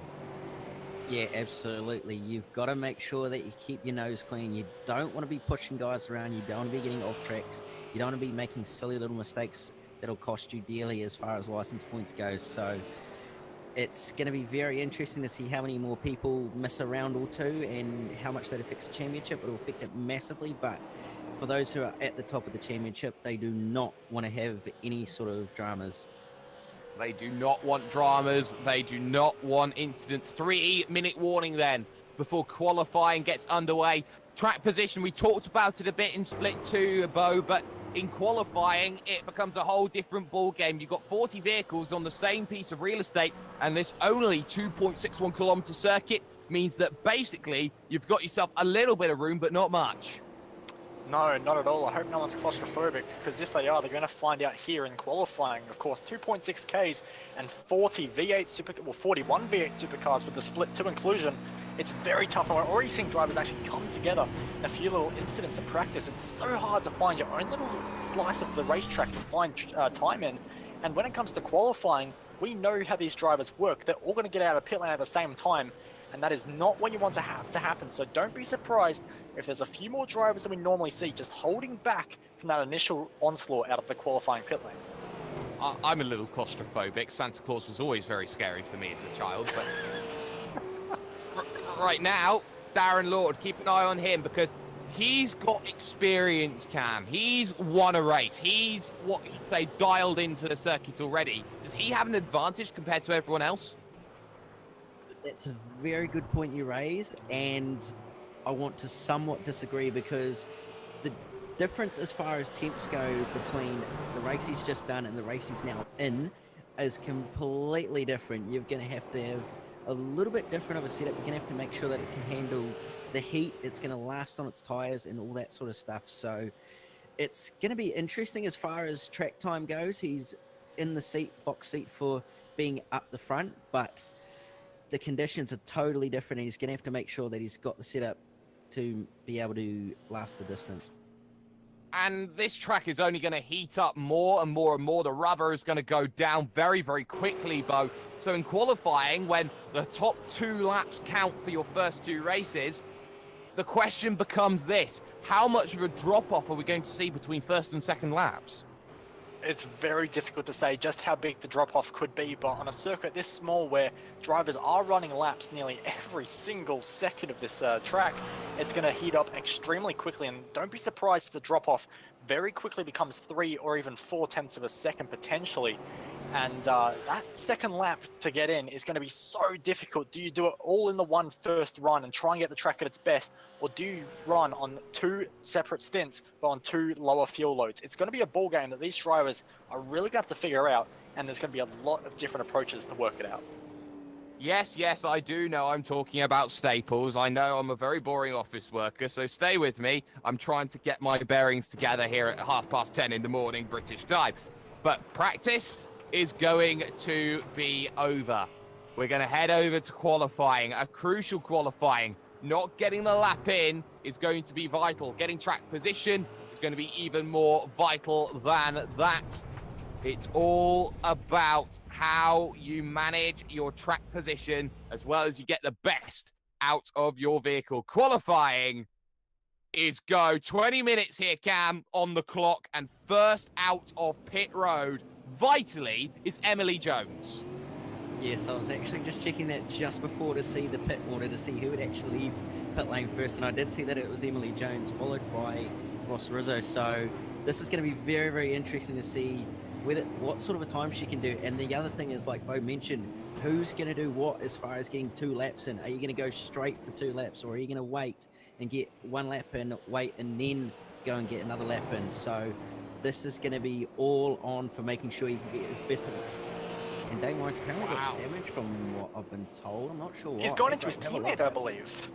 No way. I believe there's an ASM car into the back of another ASM car.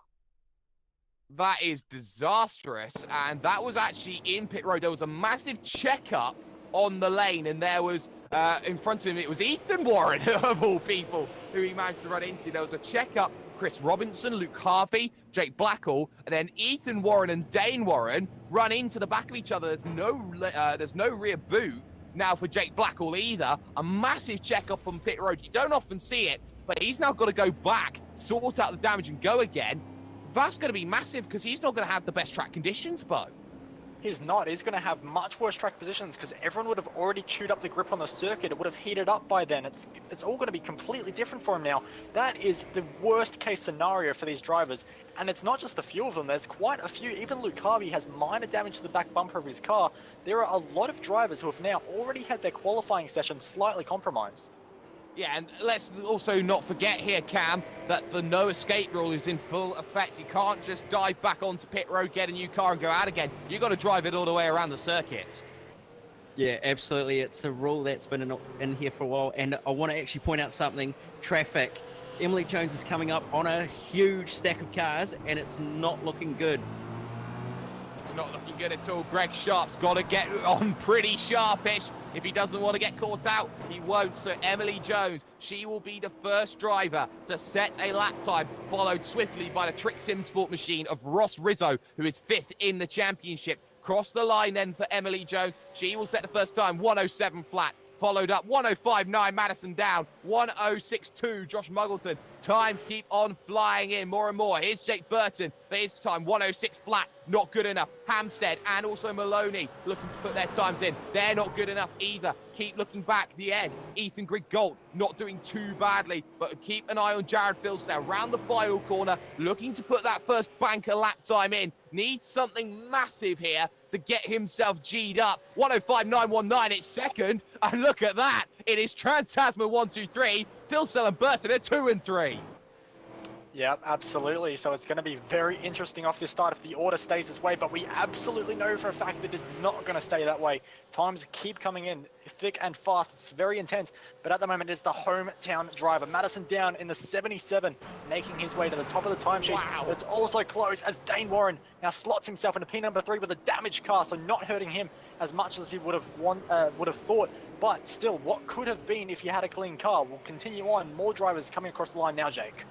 Oh, even quicker from Emily Jones, 106.9, and she improves. Drivers still looking to improve. Madison Down does a 106.3. That's not ideal. Burton comes in. He'll have another go a little bit later on. So you're seeing here, drivers struggle. Ethan Griggolt gets a massive wiggle out to the final corner, almost pancakes the outside wall, but he goes down onto pit road. So now it becomes get your second laps in. Here's the next scenario that you find yourself in, Bo. Do you go for 2 laps in a row, or do you go for fresh tyres and 1 lap banzais each time? Unfortunately, that's a question no one knows the answer to, and a lot of drivers are doing different things. We can see already a few drivers gone for their second laps already, but we have guys like Ethan Griggolt and Jake Burton already into the pits, new tyres on and heading out on their out laps now. So different strategies throughout the field. We've got drivers doing very different things, and it's all going to be decided in a short amount of time as to which strategy was better and who's going to come out on top with that second lap. 7 thousandths of a second split your top 2 drivers, Madison Down and the championship leader, Jared Filsdale. Now pose this question, Cam. Jared Filsdale and Jake Burton are battling it out with Madison Down. Which side is Madison on? I can't say, to be honest. It's a very, very hard call for Madison to make, because you've got the championship on one hand and you've got friends on the other, so it's a very, very hard choice for him to make. But we'll see what happens, and should sparks fly, we could see all sorts happen. We certainly could. Your top 10 at the moment is as follows: Down, Filsdale, Warren, Burton, Hamstead, Muggleton, Blacklock, Postlethwaite, El Nabi, and Ian Ford for Evolution Racing Team makes the top 10 as things stand. Evolution Racing Team, Bo, they're struggling 10th and 12th. I don't think this is an ERT track. Doesn't look like that way, does it? Unfortunately, those guys would be expecting way higher up the order, but it just hasn't been. Ethan Griggolt is on his second lap now, but does have traffic in the way from drivers coming out of the pit lane already. So he's going for that strategy where he does 1 lap and goes again. We'll see if that can get Ethan up just a little bit higher on the field, because right now, as you say, 10th and 12th, that is a long way off where ERT thought they'd be. Kurt Stenberg gets out of the way in the Apex Replicas Trans-Tasman Racing Machine. So Griggolt through turn number 4, looking to climb up the hill to turn number 5 here. Gets underneath the Yokohama Bridge, long right-hander of 5, clips the curb slightly on the inside. Then he's looking for 6, 7, well now 7 and 8, shall I say. Oh my goodness, trying to get everything out of it, and now there's more traffic. Thomas Hinds needs to get out of the way. Matt Morris needs to get out of the way as well. Griggolt's coming through. Beep, beep, says Ethan Griggolt. Cam, move out of the way. Yeah, absolutely. Traffic's the worst thing around this track, with it being so short and so tight. It's sort of a similar dilemma to what you find at Barbagallo that the real V8 guys find, but just on a little bit less of a scale. So it's going to be interesting to see whether the rest that have just come out of pit lane will be caught up in traffic, or whether they'll have fresh air. Well, that's going to be the question they're going to keep on asking. It's going to be a tough day. And look at the wind. It is gusting here at Oran Park today, right now, Bo. It's 26 kilometers an hour, northwesterly winds. That is going to be throwing a lot of spanners in the works. And I think it's throwing a lot of drivers off of kilter. Absolutely, it's throwing them off the track as well. Of course, we've seen a few in the Turn 1 gravel traps so far in the session as well, and would not be surprised if that is the wind playing a factor. Of course, when you're braking for that very tough turn number 1 and 2, it's just changing their line a little bit. It's pushing them aside from where they would like to be, and that's catching a lot of drivers out. So this wind is causing just as much havoc as the track is itself. And I think a lot of havoc also comes to the fact that when you do have an incident, especially coming in towards turn number 3, if you get into that infield through 3, 4 and such, you basically end up in this karting complex. I like to call it a Sperry Drome. I'd love to host a Top Gear or a Grand Tour style event where you basically do stig laps around that infield section. But Cam, you could get lost so quickly through there and lose like 50 seconds or something.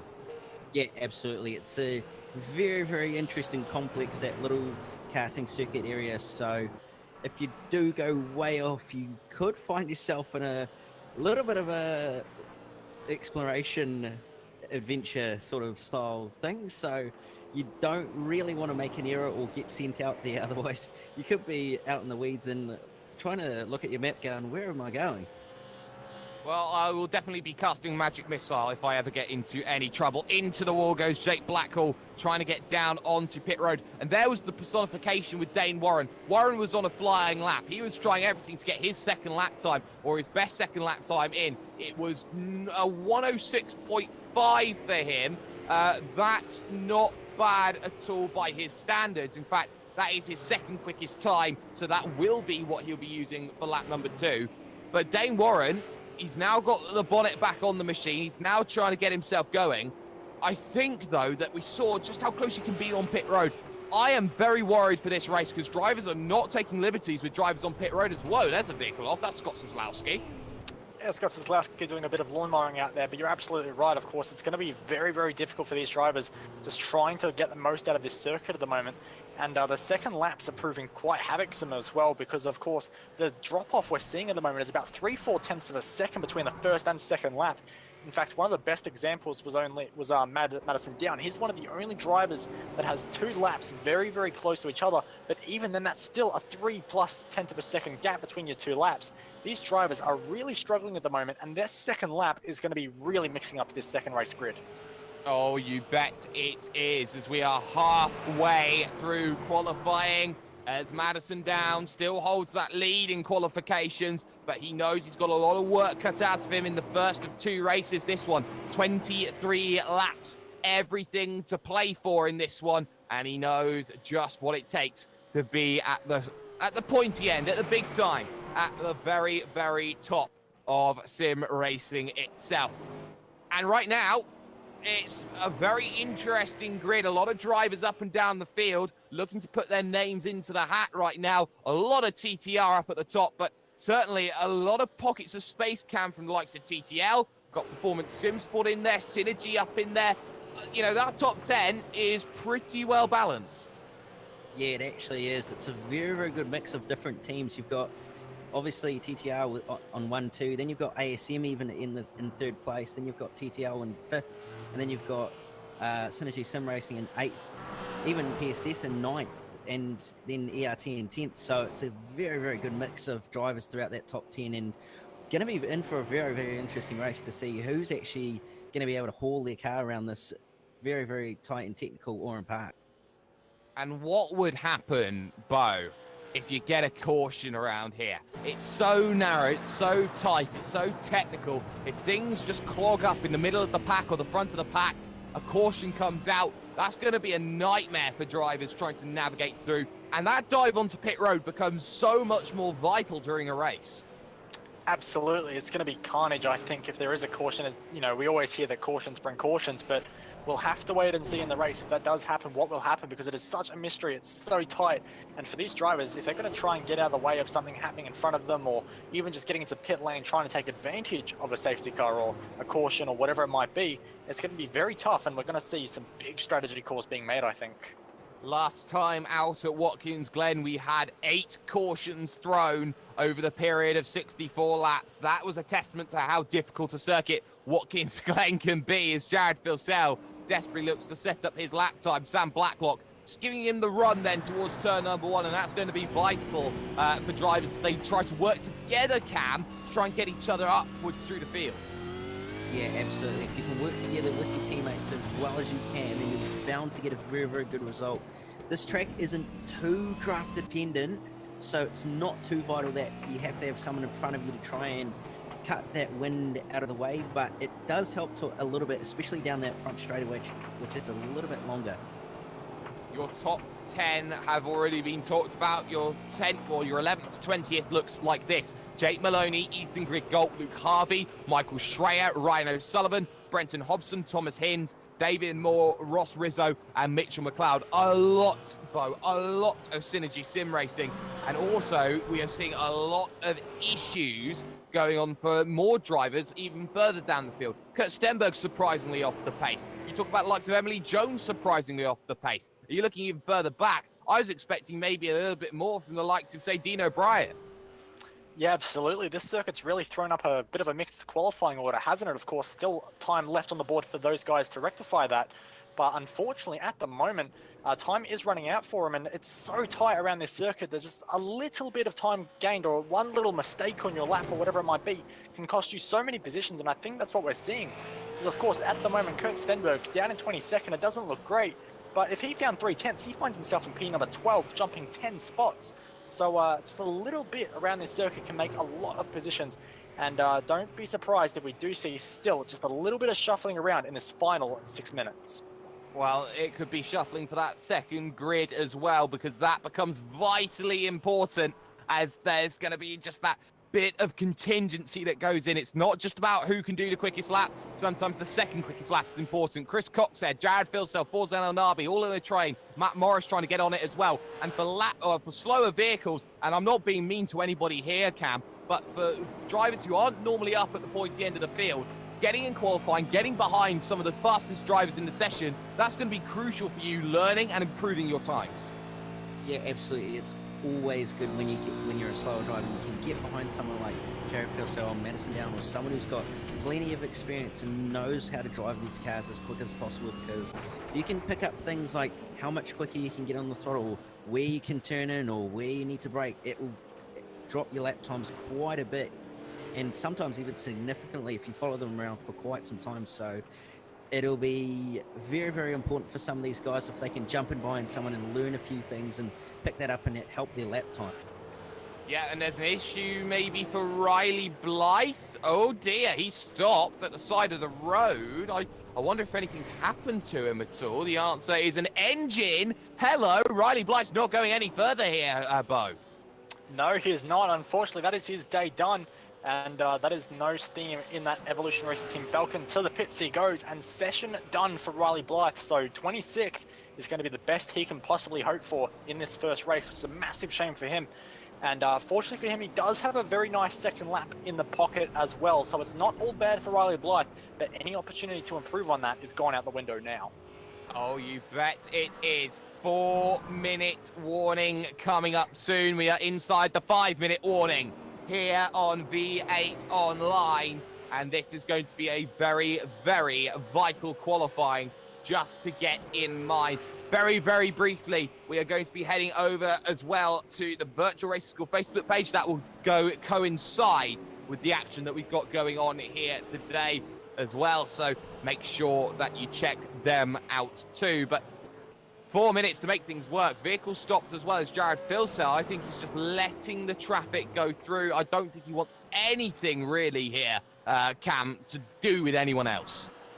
No, absolutely not. He'll want as clean of a track in front of him as possible, so he doesn't have to worry about anyone catching him or getting in his way. So he's got to make sure that if he can get clean air, he's going to be able to put it out as best of a time as possible. And I don't know if he actually is going to do any sort of a good time here, as the track is actually heated up quite a bit by the looks of it. And actually, more rubber has also gone down, and guys are doing much, much slower times than what they were earlier in the session.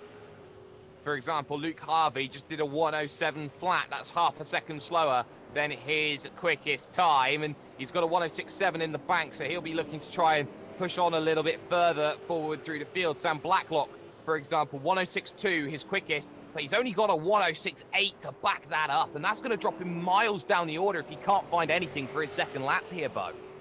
Yeah, of course, that's something he really has to try and find, but with the track conditions as they are, it's going to be such an uphill fight. Of course, he does have a car in front, which is Chris Coxhead, and he might be able to provide a little bit of draft down the front straight, and we'll see if that can help Sam at all, but he needs something, just a little bit extra to find that time, because at the moment the track has really dropped off, like Cam was saying, and finding those extra few tenths of a second, which is so crucial at such a small circuit like Oran Park, is not an easy thing to do. And what makes life worse, Cam, is the fact that drivers like Michael Taliangic run off at turn number 2, and then they come back onto the circuit. They drag the gravel back and the dirt onto the track. That's just sullying up the circuit. That just makes life more difficult for drivers.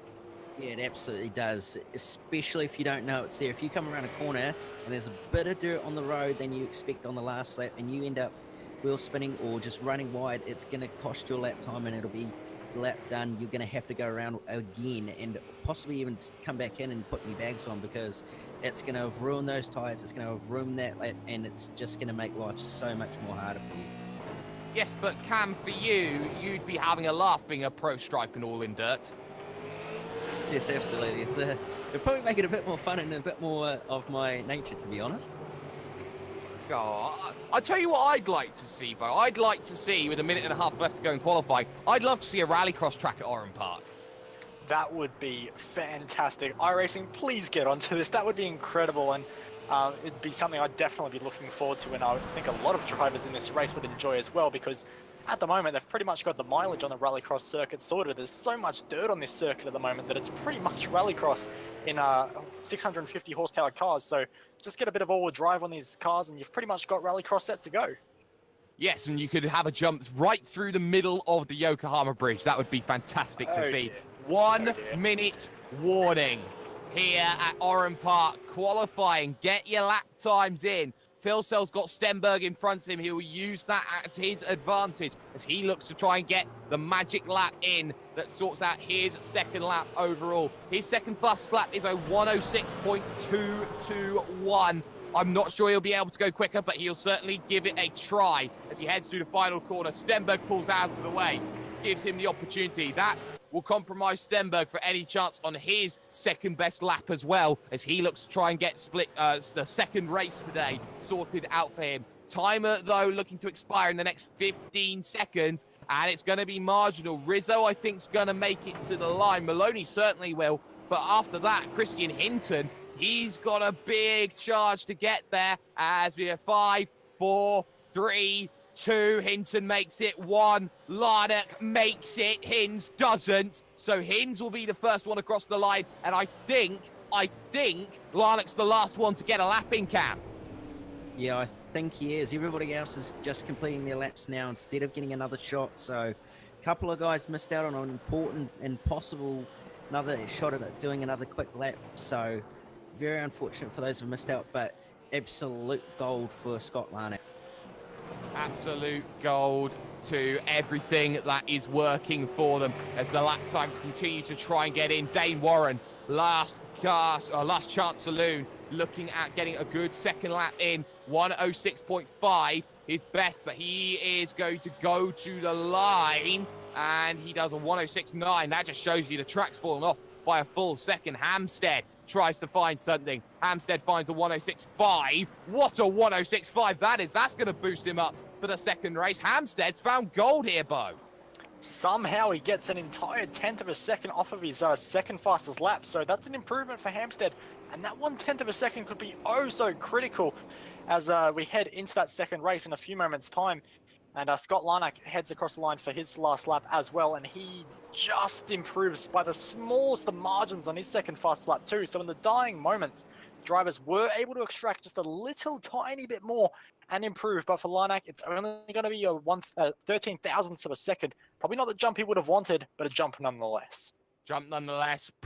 Qualifying results up on your screen. Madison Down takes pole position. 105.912. 7 thousandths better than Jared Filsell. Dane Warren will start third with Jake Burton in fourth. Richard Hampstead will start from fifth. Josh Muggleton sixth with Blacklock and Postlethwaite row 4. Row 5, Forzan El Nabi and Ian Ford. Row number 11 will be kicked off. Position number 11 for Jake Maloney, Ethan Grigault alongside, not the position he would have liked. Luke Harvey, Michael Schreier, and Ryan O'Sullivan round out our top 15. Brenton Hobson has a 1 in front of the 6 for him today. P number 16 with Thomas Hinds, David Moore, Ross Rizzo, and Mitchell McLeod being your top 20. In 21st, we have TTL's Joe Burkett. Beside him will be Kurt Stenberg from TTR. 23rd will go to Ethan Warren, followed by Chris Robertson. 25th and 26th will be Matt Morris and Riley Blythe. 27th and 28th filled in by Michael Taliansich and Emily Jones. And then rounding out the top 30 will be Michael Cracknell in 29th and Christian Hinton in 30th. Jake Blackhall, Hayden Dodman, Dean O'Brien, Scott Soslowski, Jamie McKnight, Scott Larnock, Darren Lord, Chris Coxhead, and Bruce Kiley with Greg Sharp makes out 40 here. 2 minutes gridding up, place known as Pit Road, befalls anybody else who looks to try and get themselves going. That run to turn 1 favours that driver on the inside, Jared Filsell, but the rubbered-in track is for Madison Down. He may be able to use that to his advantage. Watch out though for Jared Filsell. He's got Jake Burton behind him on the grid and only by 2 positions, as well as the hard charging Dane Warren, who loves going for moves. Remember at Sonoma, he was incredibly close in sprint race formats in blisteringly hot conditions like these. It is 4 Trans-Tasman machines inside of the top 5, 5 inside of the top 6. They have dominated qualifying proceedings here today, but there are a lot of pretenders waiting in the wings, trying to get themselves that opportunity. 10 seconds remain before the starting procedure looks to get going on top of the iRacing gantry. 23 laps. Engine notes will begin to rise. Let's get going. Race 1 underway. Madison Down gets a slow start and Filsell already alongside, looking to get to turn number 1. Warren's going to follow through the wings. Burton gets a slow start compared to Hampstead. Whole shot for Jared Filsell. Here comes Dane Warren though. He's looking for the opportunity into 2. He's going to try and get it. Maloney makes contact though, shoved out into the gravel, and there from about 6, 7, 8 back, carnage will ensue here, Bo. Absolutely, a lot of drivers pushed off. One of those was Jake Maloney, who continues to fall down the order now. Burton's turned. And a big Jake Burton carnage in the middle of the pack. And look at that, everybody running into issues. I think a caution has to be called. A caution is. Jake Burton gets turned. Disaster. And Filsell will be chuckling in his seat there, Bo. Absolutely, that is not what Jake Burton wanted, but it might be just what Jared Filsell was hoping. Unfortunately, not what Burton was wanting, and unfortunately it happened around, and a lot of drivers involved, including Brenton Hobson, who has massive damage to his car. A lot of the Synergy Sim Racing cars, actually, a lot of them not looking as well as we would normally see. So unfortunately, it has been a very chaotic start for race number 1. It has, and well, right now, you feel there, Cam, that everyone was just getting a little bit greedy. It all kicked off with the driver, Jake Maloney. It kicked off with Maloney getting a little bit of a check on the opening lap. I believe that was with Sam Blacklock, maybe Josh Muggleton, I think it was actually. And I think that contact just sparked everybody basically running very tunnel vision into turn number 3. Burton, unsighted by about half the pack, nowhere to go. He was basically sitting duck. He held the brakes, he did the right thing, but Jake Burton had nowhere to go in that incident. Yeah, no, absolutely. Maloney's moment with Muggo didn't quite go to plan, and that's bunched up the field. And then what's happened with Burton is, unfortunately, El Nabi tried to make a move up the inside, but it didn't quite stick, and he's ended up making contact with the rear of Burton's car, and it's unfortunately led to an absolutely huge pile-up and track blockage, which has resulted in a safety car being called. So we're going to see the field bunch up quite a bit, and possibly even see some guys dive into pit lane and possibly put on either new tyres or even fill up a little bit. Well, that certainly could be the case. Your top 10 now, they have changed. Jared Filsell leads, Dane Warren into second. Madison Down drops down to third with Richard Hampstead fourth. Sam Blacklock now up to fifth. Ian Ford is +4 into sixth. Forzan El Nabi is into seventh. Ryan O'Sullivan making it from 15th to 8th position right now. Ethan Grigault in 9th, and Josh Muggleton rounding out the top 10. Vital positions there for Ethan Grigault, but what a start for Ryan O'Sullivan there, Bo. Absolutely, he must have just absolutely thread the needle and got away with it, because there is not a scratch on the car on my screen at least. So Ryan O'Sullivan has made absolutely brilliant work of that first lap, and now finds himself ahead of his teammate Ethan Grigault. So interesting to see what happens with those guys on the restart of this race, which should happen very, very soon. But nonetheless, good start for Ryan O'Sullivan. In fact, all the Evolution Racing Team cars did find themselves up a lot of positions, which is great news for them. But as we now head across the start-finish line, should have just one lap to go until things get green, Jake. Well, I think we're going to go a little bit further. I think we're one lap more than that. Jake Burton beats the pace car very, very crucially back out again. Jake Maloney beats the pace car back out. They will cycle themselves all the way to the back of the field. And Ryan O'Sullivan decides to make the dive early. So a bold decision, and I believe he is the only vehicle. No, Michael Schreier also follows into the pits. Ross Rizzo decides to dive in. Also on pit road, Brenton Hobson looking to get damage done. Stenberg getting damage done. But I am going to say you are right. We are going green next time by. But Cam, decision to pit early. Damage, no fast repairs either, so you got no T-car to work with. You know you've got to work hard for every single position if you drop yourself to the back.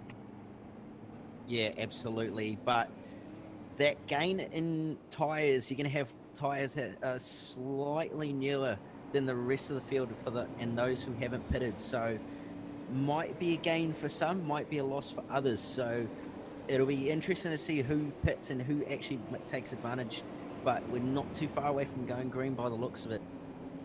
We are not too far from green at all. We're heading through the second half of the circuit, the south side of the circuit right now. So for Phil Sell, Warren, Down, Hampstead, Blacklock, it's a checkup. Blacklock on my screen doesn't have any rear wing, so he's dealing with that as it comes. Dane Warren has been the master of short tracks in comparison to some of his other results. He knows how to make them work. Big gap now given for Jared Filsell with the pace car just in front. He's allowed to do that. He's waiting for that pace car to hit pit road so he can gas it and get himself going on lap 4 of 23. Already 1/6 distance scored in the books, but for Dane Warren, he's got to get the perfect start because Madison Down can coordinate here and try and get the jump back on Dane. So round the final corner, pace car dives down onto pit road. Phil Sell guns it. Green flag in the air. Let's get going again. Slow checkups then as Forzan El Nabi dives down onto pit road as he's got himself a few issues side by side. Hinds and Muggleton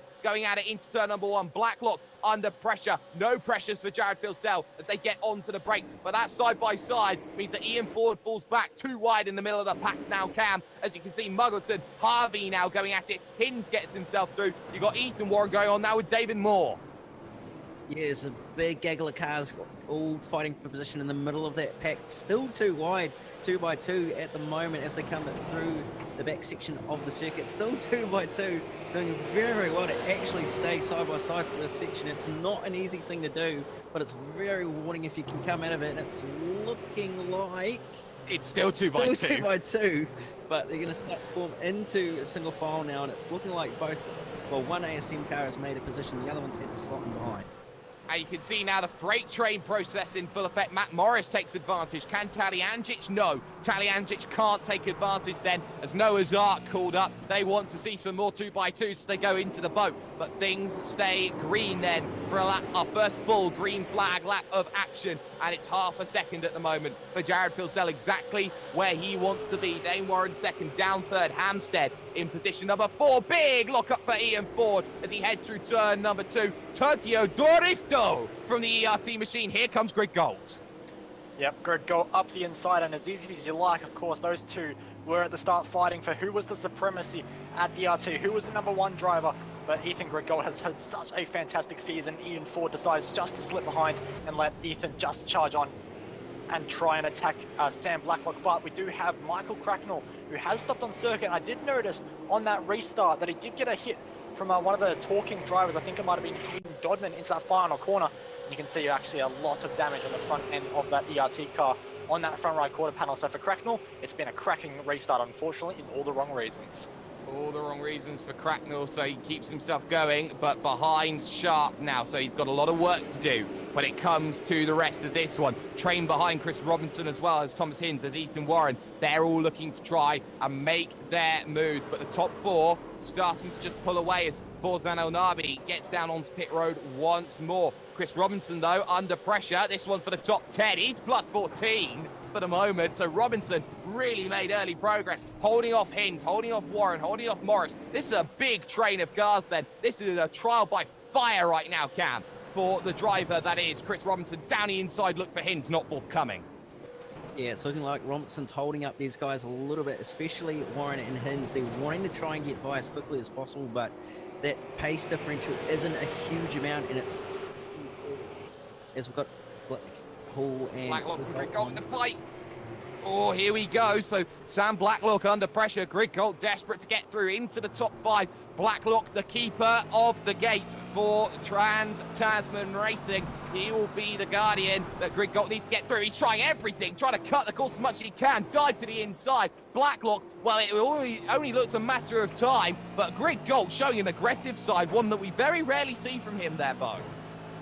Yeah, I think Ethan knows he has a lot of speed underneath him in that ERT Commodore at the moment, and he knows qualifying was not reflective of his pace, and he knows that he cannot let these top 4 cars get away, including Warren, Phil, Down, and Hampstead. He knows he can mix it with those guys. He knows he's got pace, and Sam Blacklock might be the keeper.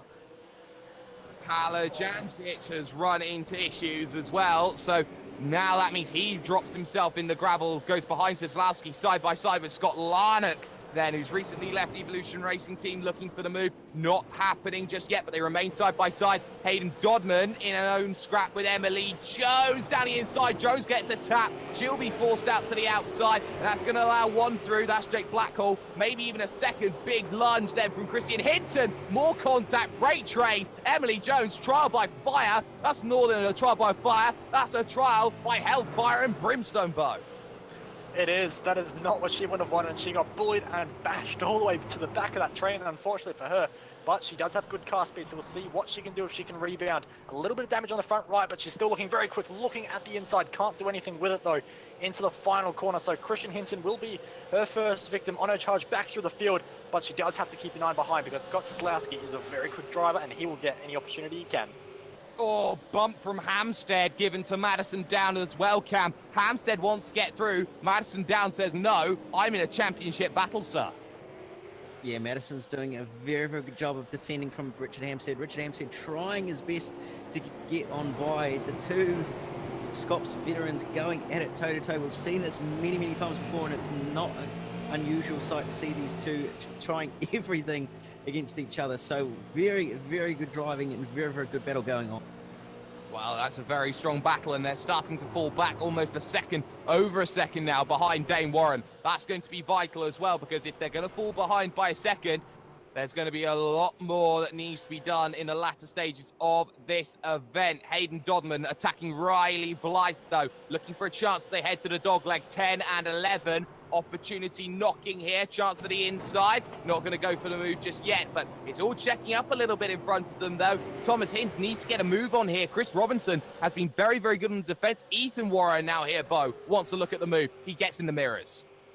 Yeah, he's just beginning to look at his teammate just a little bit, but there's nothing Hinsey can really do at the moment. Stuck behind Chris Robinson as he gets very close to the back bumper into turn number 2 there. Such a high braking zone, but now look at the two ASM cars, nose to tail, and Warren might have had enough just trying to unsettle Hinsey just a little bit. Maybe team orders can come into play here, because right now Hinsey is not finding a way through, because Chris Robinson having an absolutely fantastic defensive display at the moment. He is, and Hayden Dodman is through on Riley Blythe. Crucial as he looks to try and chase up to David Moore in the Synergy machine. So already positions looking like they are making moves. As once more you see the slow, disparaging, just pull away from Jared Filsell. Just a tenth at a time, Cam. That gap, I think, for the first time is going to come up over a second, and there's not much that Dane Warren can really do about it. No, unfortunately not.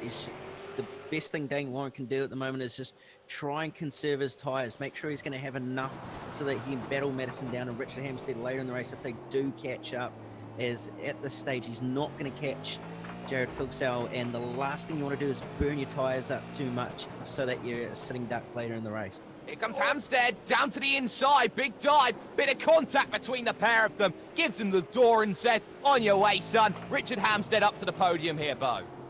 Yeah, very forceful move, but he got a very nice run through 1 and 2, had the apex beautifully where his down, just locked it up just a tiny little bit, and that was all the invitation Hampstead needed. He got a beautiful run into 3 and made it stick. A bit of a bumper there, but nonetheless, hard racing and job done. Hard racing, job done, positions that needed to be gotten. As now we see Matt Morris now desperately trying to get onto the rear of Ethan Warren's train. Just in front of him, it seems there's a little decoupling in the carriage here, Cam, but David Moore, he's bringing along Dodman, Blythe, Blackhall, Hinton, Jones, Sislowski, Taliangic, Postlethwaite. That's a massive train there, going back about 10, 15 cars, all trying to get in on this. Bit of contact there. Hinz gets a bit of a back bumper from Ethan Warren.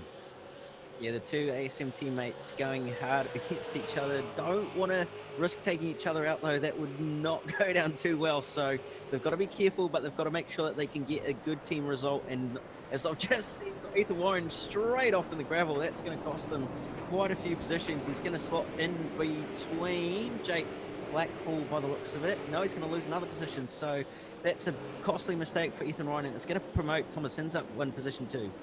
And Emily Jones looking for the move as well. She's going to try and go underneath. Not going to happen. Now the train starts to get a little bit more feisty as Blackhall under pressure. Here's Christian Hinton trying everything to make a move here. Up the hill, over the Yokohama Bridge, into turn 6, out on track. And unable to really make anything of it right now. Into 7. Now you're looking at this long loop through 8 and 9 coming up. And you see just how difficult it is. A little bit wide further in front for Matt Morris. That's going to put him under a bit of pressure. But for now, that train stays line astern here, Bo. It does. It's all single file at the moment, but still very much brewing for a big battle happening in the next few laps. As you can see now, they all make their way onto the front straight where getting the exit right is so crucial. You can see a few just bursting into wheel spin there as they all try and get on the power just a few meters earlier than the car in front. None of them able to do it on this lap. No one able to set a move up into turn number 1 by the looks of it, but you can bet in the next few laps, someone will try it. Dodman, though, has made the move. David Moore loses out, and now Moore under pressure down the inside at 3, not forthcoming. Riley Blythe was close, but Riley Blythe will have to wait another day. There was the shot, there was the chance, but the chance will go away. Hayden Dodman is making moves. He started 32nd here, Cam. He's up to 14th.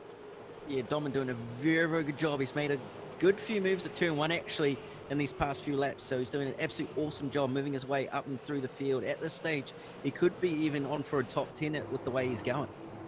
He certainly could be on for a top 10, and what a top 10 that would be. Hayden Dodman, who has been pretty much out of the woodwork here in this event. He has got his lucky boots on, and maybe he's got his lucky underwear to go as well. I think he's very, very happy with the way that he is driving this one. A little bit further back, though. Small little pack going on behind with Forzan Elnabi, Kurt Stenberg, Michael Cracknell, Greg Sharp, all in the mix here and trying to gain positions quickly. That's what Elnabi needs to do. He's got a battered Kurt Stenberg just in front, and I wonder if it's, well, Elnabi one lap down trying to get himself through, but every position matters. Every position does matter, and it's all what happens, but I'm just seeing a car slow on the exit. It's Scott Lynak, so something has happened to Scott Lynak, and he has fallen all the way down, and he's found himself a long way out at turn number 1, and that was all by himself, just way too hot into turn number 1, broke on the grass, and found himself always all the way into the tyre walls almost. Almost into the tyre walls, but he gets himself going again, so Lynak will continue. Not what he wanted to see, especially when results like these, you don't have long to react to make something happen. Lap 14 then of 23. 10 laps to go at Oran Park. Jared Filsell extending the gap to 1.5 seconds over Dane Warren. Warren's keeping him honest, though. 1.5 seconds good. And there's traffic now. Joe Burkitt coming into play. Now, Burkitt could really help out these two, or help out the driver in third, here, Cam. Could really help out Richard Hampstead. Yeah, he absolutely could. He could just hold up Filsell and Warren just a tiny little bit. He doesn't need to hold them up too much, as he doesn't want to cop a penalty for not obeying blue flags. So he's got to be careful about it. But if he can do it right, he may be able to help his teammate. There was a look from Christian Hinton on Blackhall. Going to try and dive to the inside. Big outside lunge then from Ethan Warren. He gets a little bit hung out to dry, opens the door for Emily Jones to think about the inside, and she won't be able to get that working. Emery, you got to start making moves. You can't just stay there forever. You're there +9, yeah, that's fine, but you got to keep on pushing forward. You got to start thinking, how do I make the move? And, you know, that's the thing. You can't stay around forever. The race has laps here, Bo. You know, you can't just sit in the pack and go, oh, well, I'm in the pack. It's a nice race. Exactly, you can't just afford to be playing follow the leader in this championship, especially when we are just about to hit to 9 laps to go. Especially when she does look like she has very good car speed at the moment. And Ethan Warren, Christian Hinton and Jake Blackwell are all there for the taking. If she can just buckle down just a little bit and get a good run, just like Ethan Warren has. Very nice run out of the final corner, bump drafting almost Christian Hinton into turn number 1. We'll see what move he tries to make, if any. They fire their way in hard braking zone, trying not to lock the inside front. And no moves done, but that's going to be the driver of Hinton looking very, very late.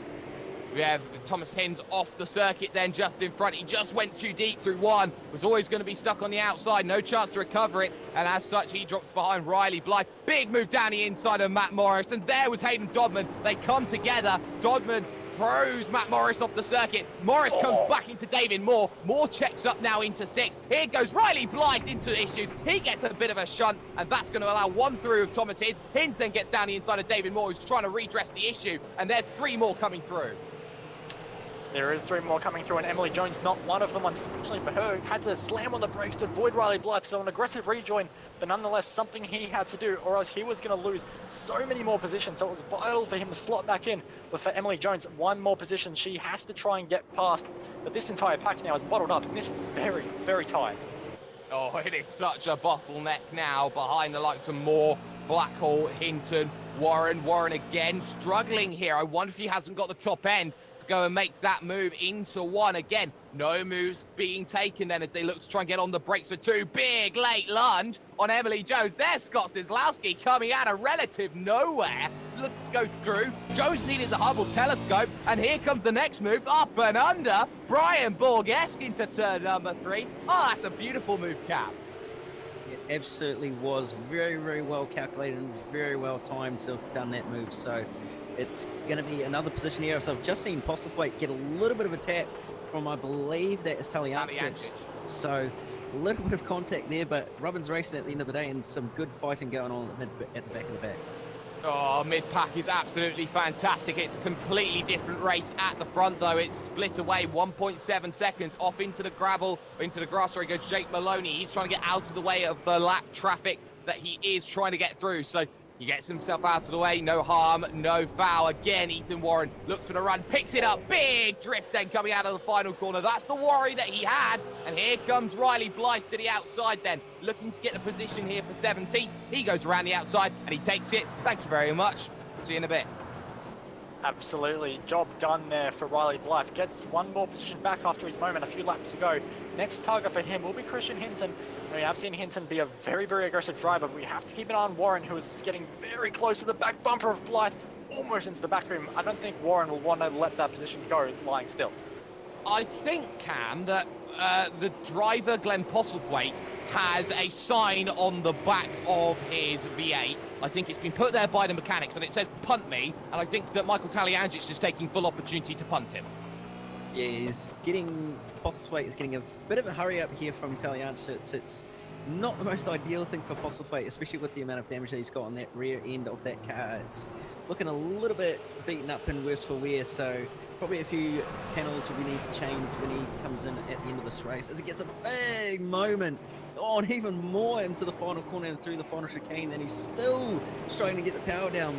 And it's looking like Taliancic is possibly going to get a move done here up the inside as they have a drag race down at the front straight. It's going to be very close contact side by side as they head down towards turn 1. Taliancic's on the inside. He's going to get the move done very well into turn 1, but Postlethwaite's going to come back straight up the inside on turn 2, and they're going to go side by side out of turn 2, and the race is going to be on down to turn 3 as Postlethwaite still struggling to get the power down, and Taliancic is going to have the optimum line into turn 3, and now he comes in.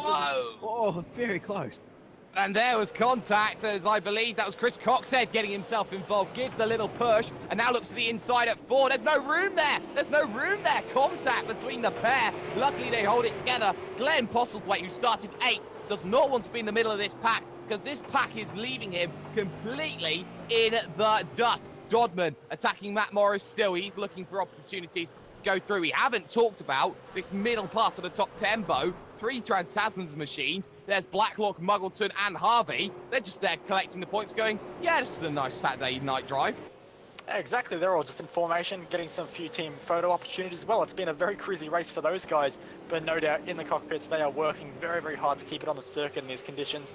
And nothing comes easy for these guys, especially for Sam Blacklock, who doesn't even have a boot on his car, and he hasn't since turn number 1, lap number 1. So these guys still making their way around, but I do have to be careful of the threat of Ian Ford just a little bit behind, who did catch by 0.2 of a second last time around on Luke Harvey. But with 5 laps to go, I think keeping it on the road, they might be safe.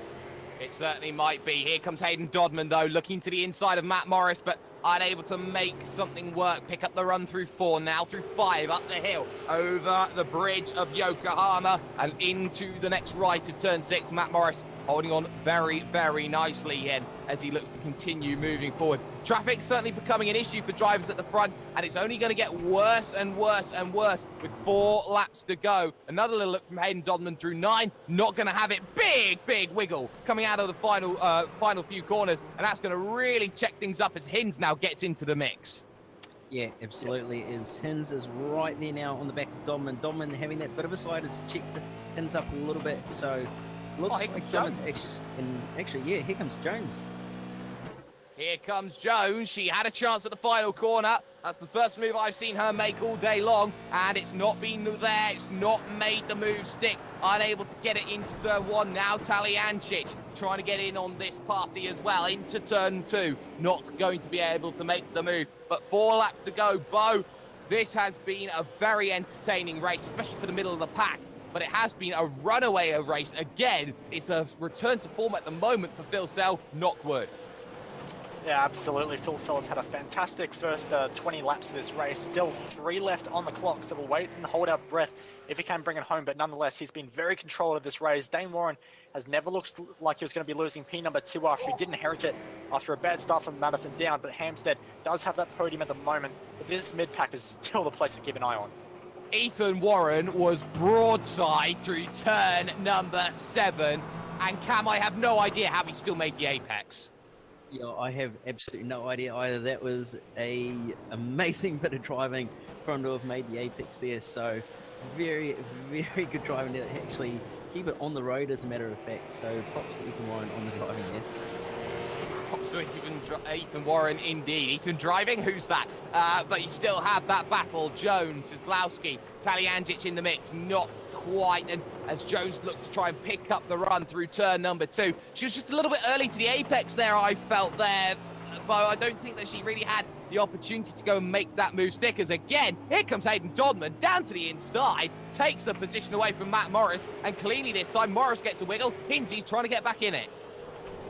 Yeah, exactly. These guys are fighting extremely hard over this position number 11, aren't they? There's clearly something very important about it, and they're working extremely hard for it at the moment. Dodman does have it. Morris is not going to get it if he continues to have little moments mid-corner like that. Just allow Dodman a little bit of breathing room, but we have seen Dodman have his own moments a few times as well, so none of these guys entirely comfortable with the conditions on circuit at the moment. But look at the run these guys get through the dogleg and then finally to this final corner. Now it's time to get a good run out of the final corner and see what you can make happen into turn number 1. Hayden Dodman just took a book out of the Cam Dance School of Overtaking because he's plus 20 for the day so far. Chris Robinson's plus 14 as Thomas Hinz desperately looks to find a way past Matt Morris into turn number 1. Popsicle sticks in the air. 2 laps to go, Cam. Now you've got to go make one move, and one very good move. Blythe under pressure. Here comes Ethan Warren. Yeah, here he comes. It's going to be all on in these last 2 laps. Emily's going to be looking for a move here, but not quite going to get it done.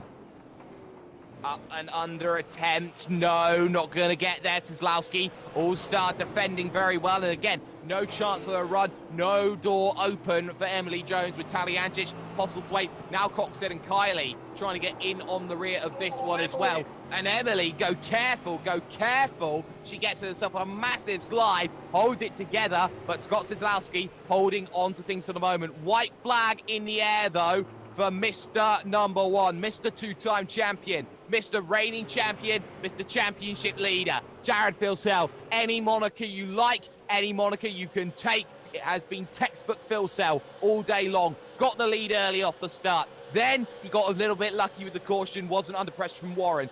Then he's just pulled away from the rest of the field, and there's not much more that you can say about it. Any last lunges into turn number one mid-pack? Any last lunges? Come on, any takers? No takers, but there's still going to be Blackhall versus Hinton. Hinton looking for the outside at turn number 3. Inside for turn number 3. That's not going to happen. But to Jared Filsell we look as he heads to the dogleg for the final time. It's going to be yet another race victory for Jared Filsell. Final corner approaches. Bow down before me. You had nothing for me this race, and I'll try and take the second one as well from you. Jared Filsell wins the first race at Oran Park here, Bo. Yeah, a fantastic drive from him, a fantastic drive from Dane Warren, and also a great pass for Richard Hampstead to find his way on the podium. From pole position, it was not Madison Down's day, unfortunately. Down was the only direction he was going in the order, unfortunately. And Ethan Gregol did find his way up the order, but still, P number 5 is not what he would have wanted. Contact. Round goes Blackhall, and that's going to hurt. Christian Hinton too far away to get going. More contact as well towards the end. Blythe loses out in terms of position. Jones gets a drag race, and she loses out to Kozlowski. But, oh, dear me, Jake Blackhall is going to be so frustrated with that. That was a desperate move, in my opinion, Bo. He had a chance, but, you know, it was that last lap pass. Do you go for it or do you not? Yeah, it's one of those things you have to decide. Unfortunately, that door was never quite there. And I think Jake always had that corner, and Chris Hinton just very opportunistic, had to go for it. And unfortunately, I don't think it quite paid off, and I think he'll be seeing the stewards for that one. Oh, I think he may be, but, you know, that has been an entertaining race, and Cam, one caution, but out of all of that, a lot of drama for that mid-pack, some fantastic scrapping up and down the field. Yeah, it's been an absolute unbelievable race. All sorts going on with carnage and passing and all sorts. Good battle for 11th and very, very good drive and dominant victory from Jared Filsell as expected. So what race 2 will bring, who knows? We've only got to have to wait. You only have to wait indeed. But classified results, let's get them up on your screen. Number 1, position number 1 once more. Jared Filsell, in a familiar tone, a return back to form, wins by 4 seconds in the end over Dane Warren, with Richard Hampstead having a very solid drive into 3rd. Madison Down would come home 4th with Ethan Grigg Galt in 5th place, +7 for the day. 6th place would go to Sam Blacklock, with Josh Muggleton and Luke Harvey 7th and 8th. My eyes were wandering there for a second. Ian Ford, though, will finish a respectable night with Chris Robinson +14 into 10th. What a drive it was from Hayden Dodman, who brings it home 21 spots from his grid slot. A great drive. Matt Morris, 13 spots as well for P number 12. Thomas Hinds comes home in P number 13. David Moore and Chris Hinton make it the top 15, with Chris Hinton actually going +15 as well. Ethan Warren comes home in P16 with a very bad and bruised All-Star Motorsports car. Riley Blythe did a lawn mowing of his own, but comes home in P number 17, with Scott Kozlowski, Emily Jones, and Michael Taliancic rounding out the top 20. And 21st, we have the slightly battered and bruised Glenn Postlethwaite, followed by Chris Coxon in 22nd. 23rd, we'll go to Bruce Kiley, followed by Jamie McKnight in 24th. 25th to Jake Blackhall after that unfortunate final corner incident with himself and Christian Hinton. 26th, we'll go to Kurt Stenberg, followed by Greg Sharp and Darrell Lord in 27th and 28th, respectively. And rounding out the top 30 in 29th and 30th will be Michael Cracknell and Ross Rizzo. The last vehicle on the leading lap is Jake Burton, who was involved in that opening lap incident with Forzan El Nabi, who finishes in 34th. Drives a lap down, include McLeod, Burkett, the aforementioned Nabi. You got Scott Larnack a lap down, Dino Bryan 1 lap down, Jake Maloney 2 laps down. Not a return to the series that he wanted. And then drivers out of the event, Michael Schreier, Brenton Hobson, and Ryan O'Sullivan suffering from technical difficulties. We're going to step aside, though, for one moment here on Facebook Live and also on the V8 Online YouTube channel. We're going to step aside for a moment because V8SCOPS Race 2 will be coming up in just a moment, as well as fallout from the opening race.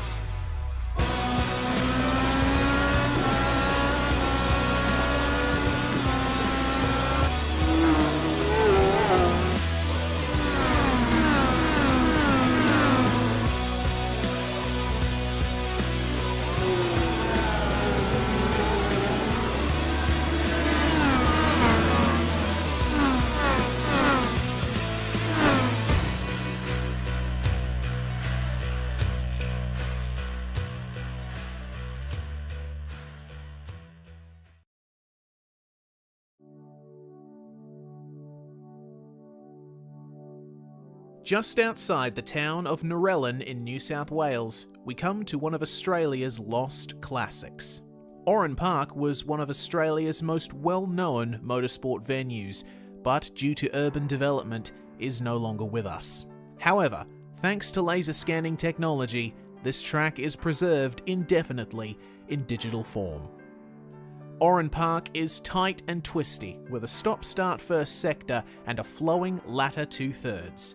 Its rare figure-of-8 layout means that it incorporates a crossover, and the dogleg, a fast chicane that goes over the crest of a hill, is fondly remembered as one of Australian motorsport's great challenges.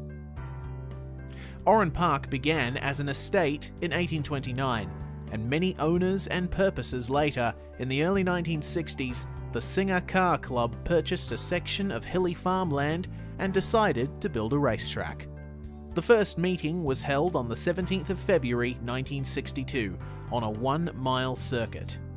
The first change to the layout was made by 1963, creating what would eventually become the South Circuit.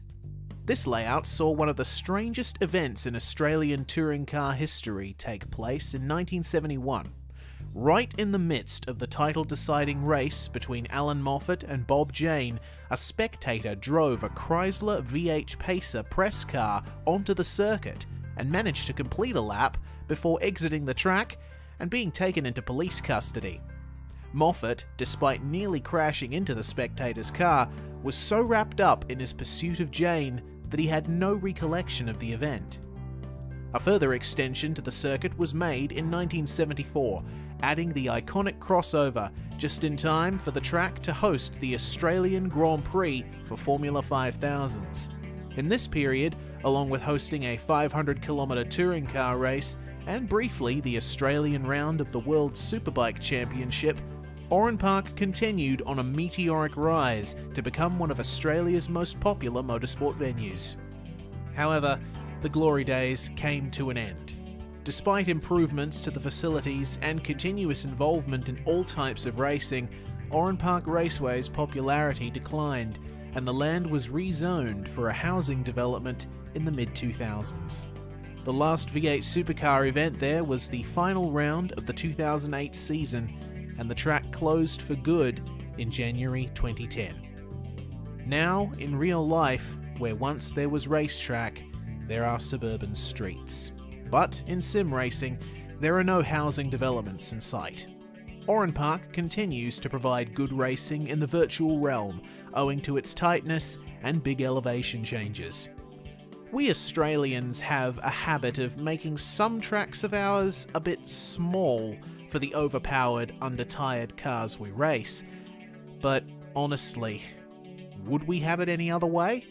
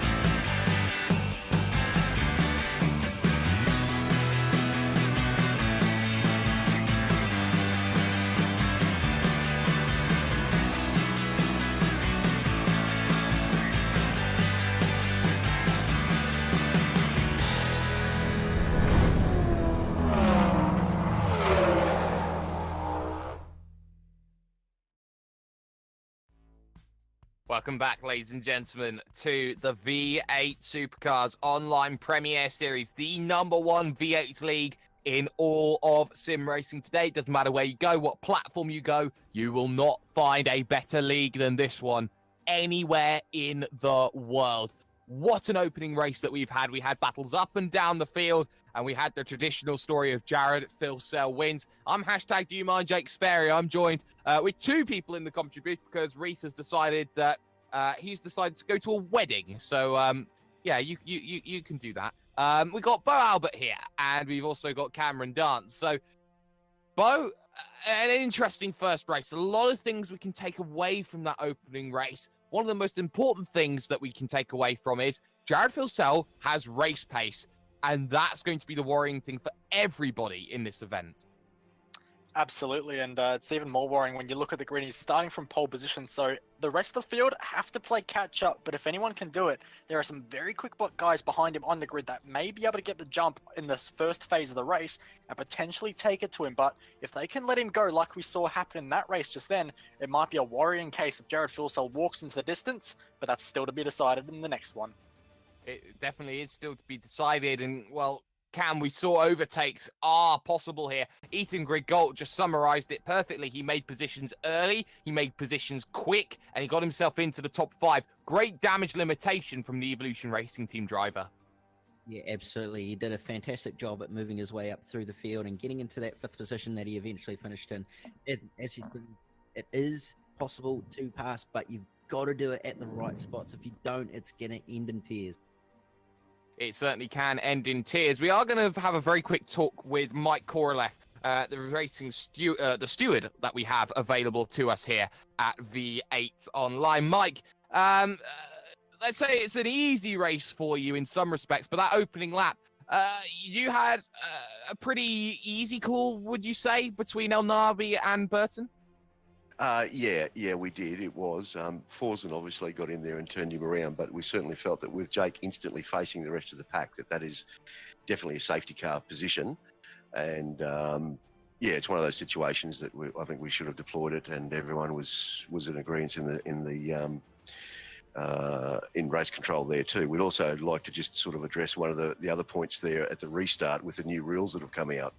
We note that Forsen went for the pits. Now, he was under green flag instructions at that stage and able to go in, and he was clearly in the pit lane. So just to clarify there, Ethan Greg, although he did lift off and actually slow down to make sure he didn't pass before the start-finish line, with Forsen being in the lane, and clearly going to the pits, Ethan was actually okay in that situation to accelerate normally, although he did do the cautious thing.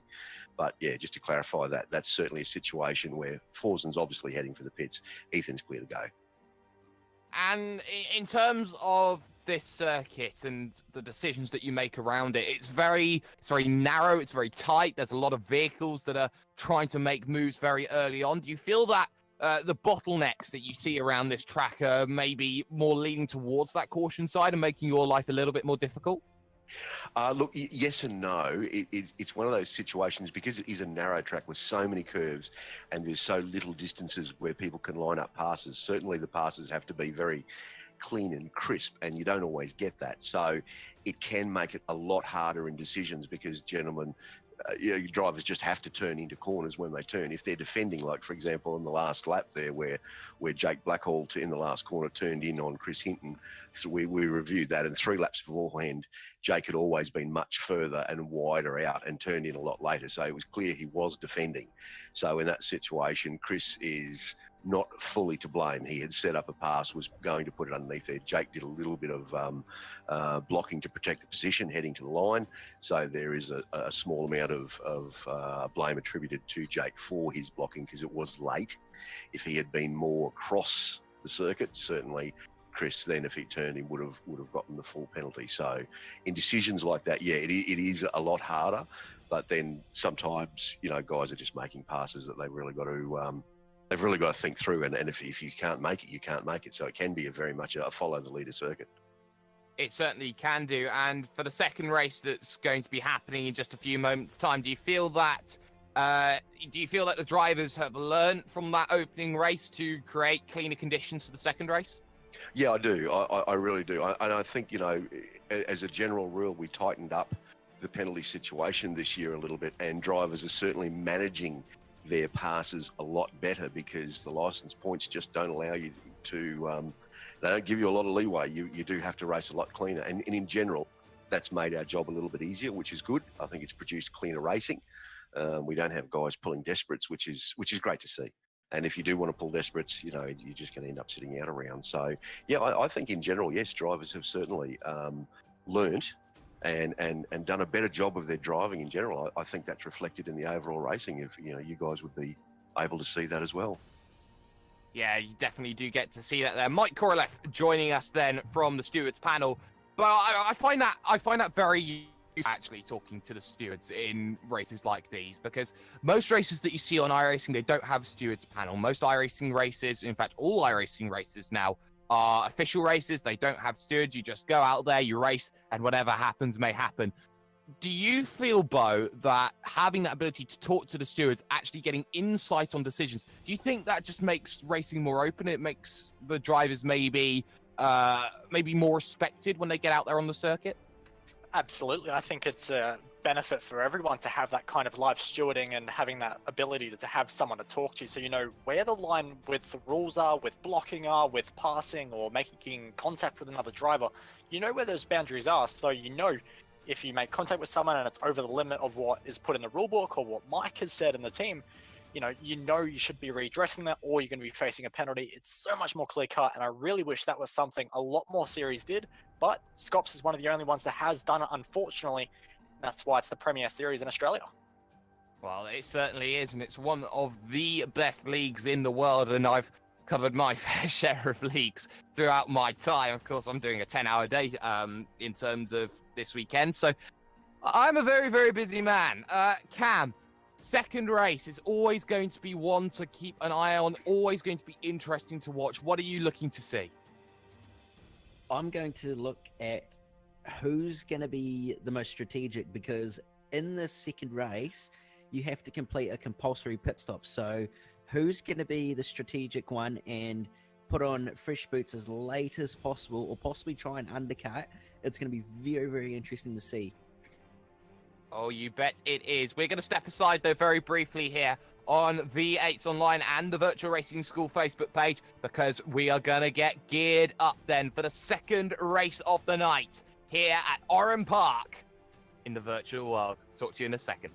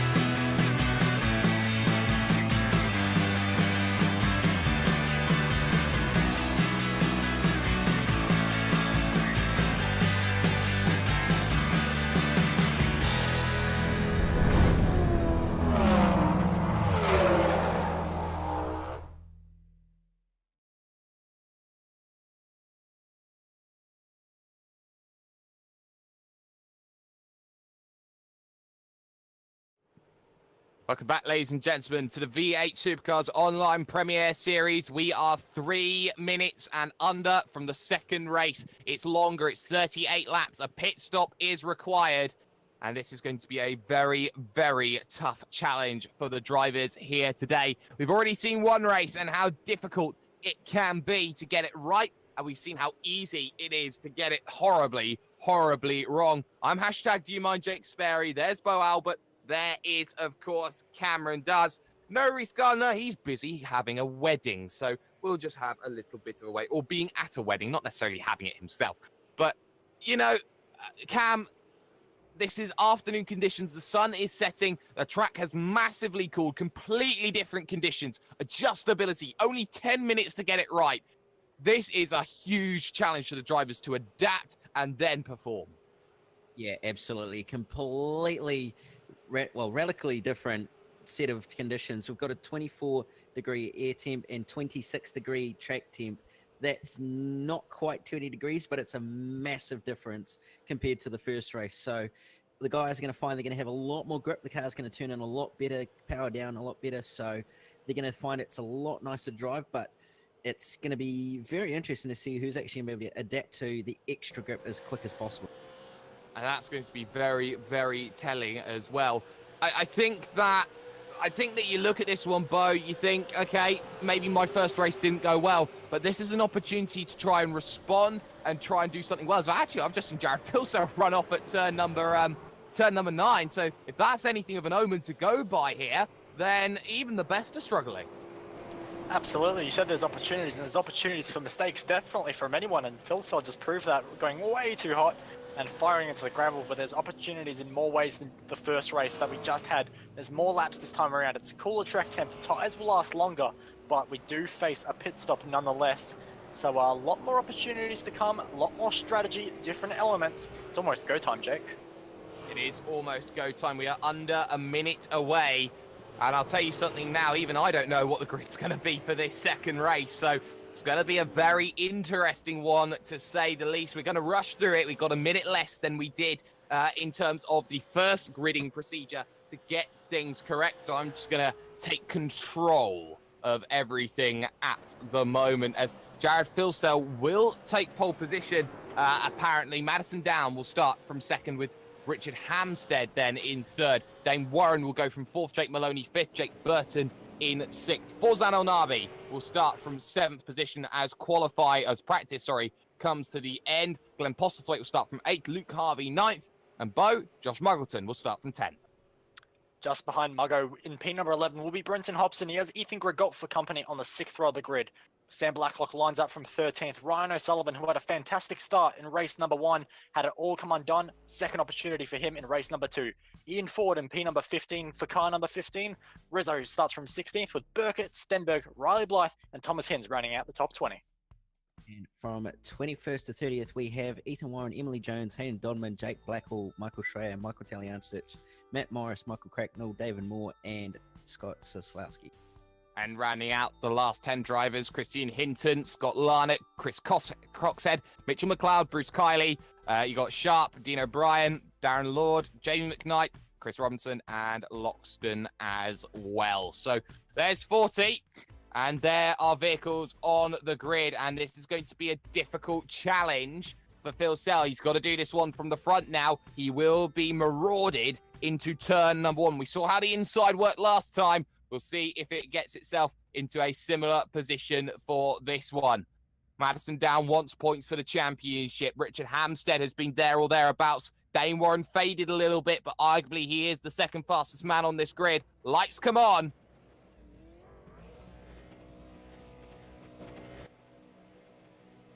Lights go out. Let's get going. And it's a slower start this time from Jared Filsell. He's matched. Slow from the third row was Burton. He gets swamped by 3-4 vehicles as they run into one. Room being given then by Filsell. He wants to get that slingshot into turn number 2. And he's going to just about get it as they check up too wide. Down still goes to the move though. He's on the outside. He's got himself through. And for now, it's not complete. Inside line, turn number 3. Filsell gets it. Here comes Hampstead. Yep, Hampstead dives up the inside. Can he make it stick? It's hard to do on the inside, but he does make it work. And Madison Down fed out to the outside. Now that opens the door for Dane Warren up the hill, over the bridge, and it looks like Dane Warren will get through as well. So it's another nightmare start potentially for Madison Down. Still has to get behind now Dane Warren. It has not been the start Madison Down wanted. Side by side, Josh Muggleton, Ethan Grigoltz, they head to 9, and well, Muggleton on that inside trying to get the run, pick it up off the exit, bit of contact behind as well as Hobson and Ford look to go at it. A big slide. He tries to hold it together, Ethan Grigolt, and he just about does so, and now leads himself in the 3-car scrap cam. Yeah, absolutely. He's got 2-3 cars all over his, and O'Sullivan's in the wall actually. Oh dear, Ryan O'Sullivan, he had a horrible opening race and it just goes from bad to monumentally worse for him. And that's going to really hurt him as he looks to keep on pushing down the inside though from further back. Oh, round goes Joe Burkett and he gets a big checkup and he will be bumped to the back of the field there, Cam. Yeah, that looks like it was contact from Thomas Hinze actually. I'm not exactly sure what's actually going to happen, whether Hinze unfortunately just broke a little bit too late, but we've got a CPR replay on the screen at the moment to see what's actually happening there. Yeah, and it's a massive moment. You don't often see them. He just gets catapulted up into the air. Not ideal at all as racing continues here at Oran Park. Massive train though, forming in the middle of your pack. That's Matt Morris trying to get past Mitchell McLeod, looking for the inside at turn number 9 here. Not quite able to make the move that he wants to. Looking at the front of your field though, once again, it is breakaway Jared Vilsell. This time it's Richard Hampstead trying everything. Dane Warren trying to keep this battle alive for second place right now, Bo. Not much you can do about it. No, not at all, but we know Dane Warren knows. That's Maloney getting a big moment. Yep, and look who's going to take advantage of that. That's Glenn Postlethwaite straight through, but he's going to have to try and shut the door. Just about does it. Very tight into turn number 3. Maloney on the curb, not the best exit, but will hold off the charge from Forzen Al Nabi as well. As Hayden Dodman goes for a very large dive on Ross Rizzo as well. So a lot of drivers getting very opportunistic in these opening laps, really making moves while the sun still shines. And there's a vehicle slow, and that's Christian Hinton, and there's no boot on the rear of that machine. And that's a very interesting one. He just got to the outside, 3 wide they were, and then he's just trying to keep out of the way of everyone now. I think he's got damage and he may have to come down onto the lane to fix that one, as there is a bit of side-by-side Michael Schreier going at it at the moment and losing the position to Matt Morris. So Morris gets through, Larnock now waiting, middle of the pack again, going through, and we're still keeping on this one as we got a lot of side-by-side. El Nabi going at it. Whoa, there's almost contact with Maloney into one, and El Nabi gets a check, and there's 2 off into the gravel. Maloney started Harvey. back in the final corner as well. Oh, look at the rejoin! Harvey hits Hobson. Good Somehow Lord, does that was... not turn Brenton Hobson around. If they're going to continue on with not the rejoin, Harvey would have said, but this was chaos in the midfield, trying to scrap themselves all around, and now Ryan O'Sullivan goes around. Oh, and there's Ryan O'Sullivan. He goes to the infield, and that hurts. It all hurts. It was a chaotic moment. It all started coming off of the back stretch. And there, Jake Maloney, the likes of Forzen Al Nabi, again getting involved in incident. And that just catapulted a calamity of errors. What Luke Harvey was doing on that rejoin, I will not know. But they were 4 wide at one stage. Here comes Dane Warren, though, down the inside of Richard Hampstead for second. Hampstead holding that outside line. Will wash out a little bit here. Dane's going to get the run to turn number 1. Here comes the charge. Of course, Madison Down waiting in the wings in 4th place, but Warren's got to try and do something. He's got a nose. He can send one down to the inside. Won't have the best of runs into 2, though. Trying still. Run to 3. Still going to be opportunistic for Hampstead on that inside, having a fantastic defense, and he holds off for now. Down gets onto the rear cam. Yeah, very good racing there from Dane and Hammer to give each other racing room. Very respectful, awesome to see. And now Madison Down is all over the back end of Dane Warren. Is he going to be able to get a move done in the next lap or so? He should be able to, but we'll have to wait and see. Here comes Mitchell McLeod down the inside of Jake Blackhall. Bit of a bump, and Blackhall gets hung out a bit and loses the position. Now Schreier wants to get in. Lilac versus Morris as well. Morris is going to lose the position. Bit of contact there between the two. A puff of brakes goes up, as well as now Michael Cracknell tries to go down the inside, and there's contact with Chris Coxhead. They hold it together somehow, though. They keep themselves going. This has been action-packed here, Bo, but a little bit too close for comfort for my liking. Yeah, it feels like something might just kick off in a few moments' time because everyone is going for half moves. Everyone's just trying every pass that comes available. They're not thinking about moves at the moment. It's very aggressive stuff, and I'm surprised it hasn't been an even larger incident than we have had already. As we do have a very nice battle warming up at the moment for P number 2, Hampstead, coming under pressure from Warren, and now Madison Down joins the party. And they've already lost 2.3 seconds, if not 2.5, to Jared Filsell, who is just decimating the field once more. Maybe they need a bit of luck, maybe they need a bit of caution. Keep looking further back though. Scott Larnock was in a battle as they headed to turn number 3 under the bridge. And look at the train behind Jake Blackwell right now. It is like a pack of wolves all looking for position. Big slide round goes Bruce Kiley, and he has to take a little bit of a shortcut, and that should be a slow down as well there, Cam.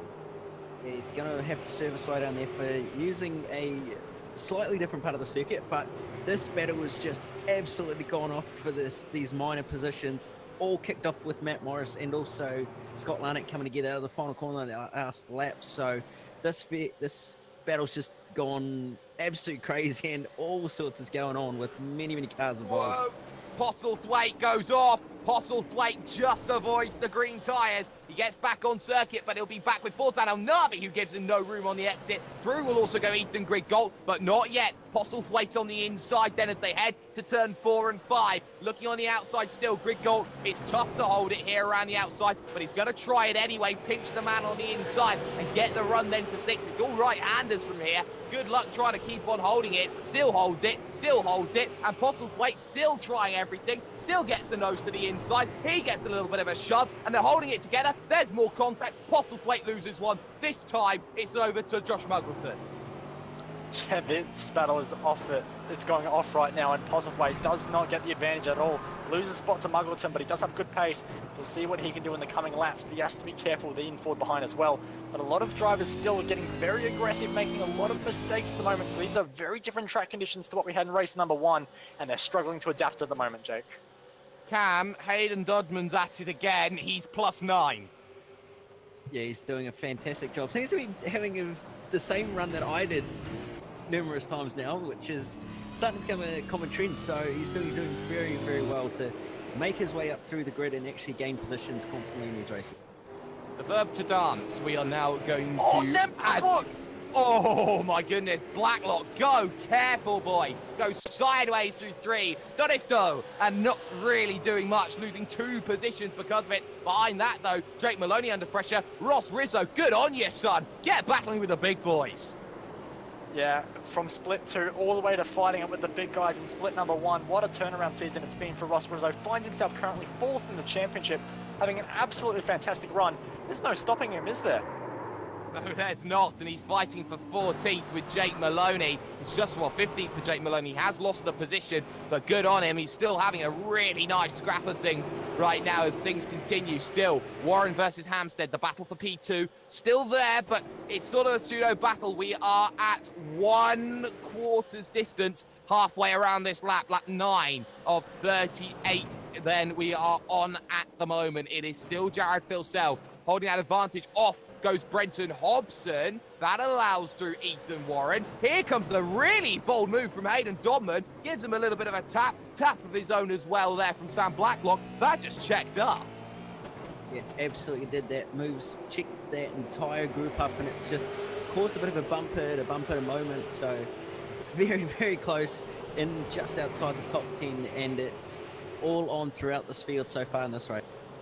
Oh, you bet it is. Ryan O'Sullivan then looking to attack Scott Zizlowski down the inside, and Zizlowski does not look comfortable. I wonder if he's got any issues with that vehicle at all, because he was just looking very unsettled as he came up the hill there, Bo.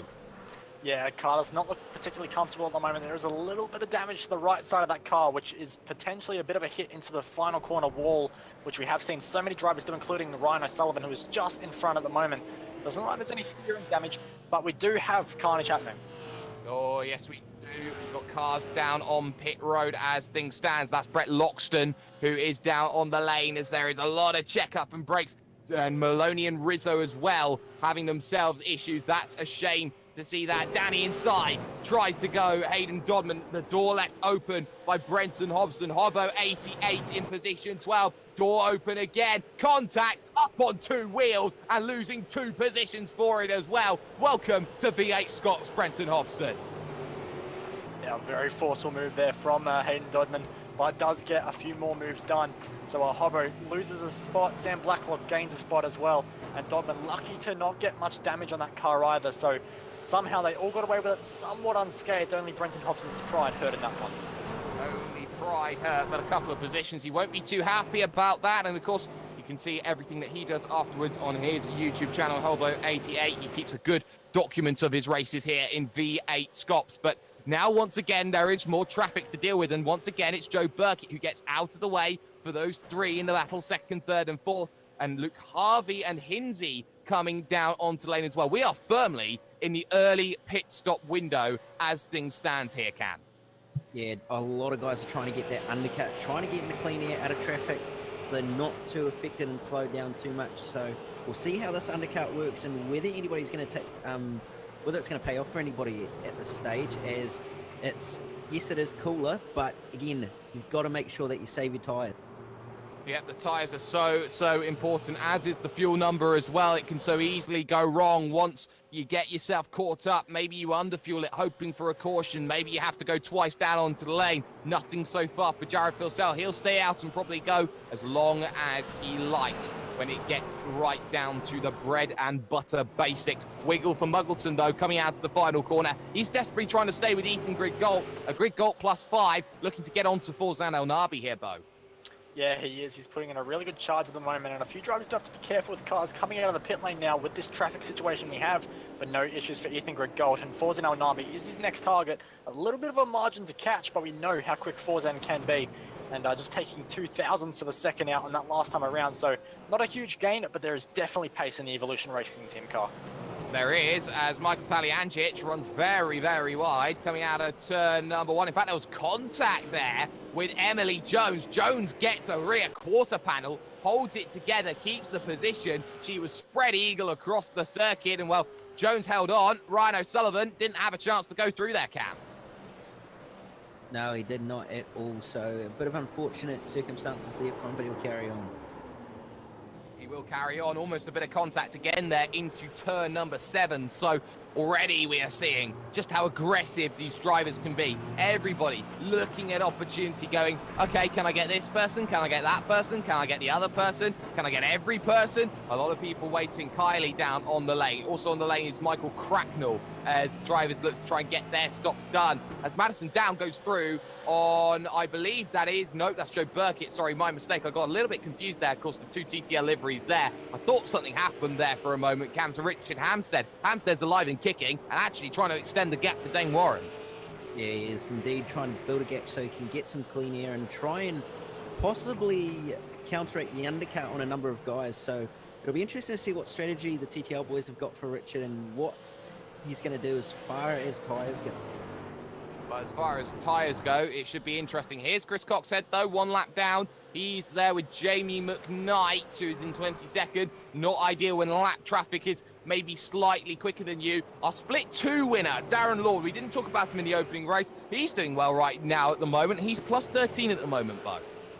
Yeah, he's having a good little run in split 1, so definitely whatever potentially had in split 2, he's showing it in split number 1 as well. Trying to hunt down Greg Sharp at the moment and doing so quite effectively. So we'll keep an eye on Darren Law and how he progresses. But at the moment, like you say, he's had a fantastic 13 laps. But we do have Madison Down in the pits.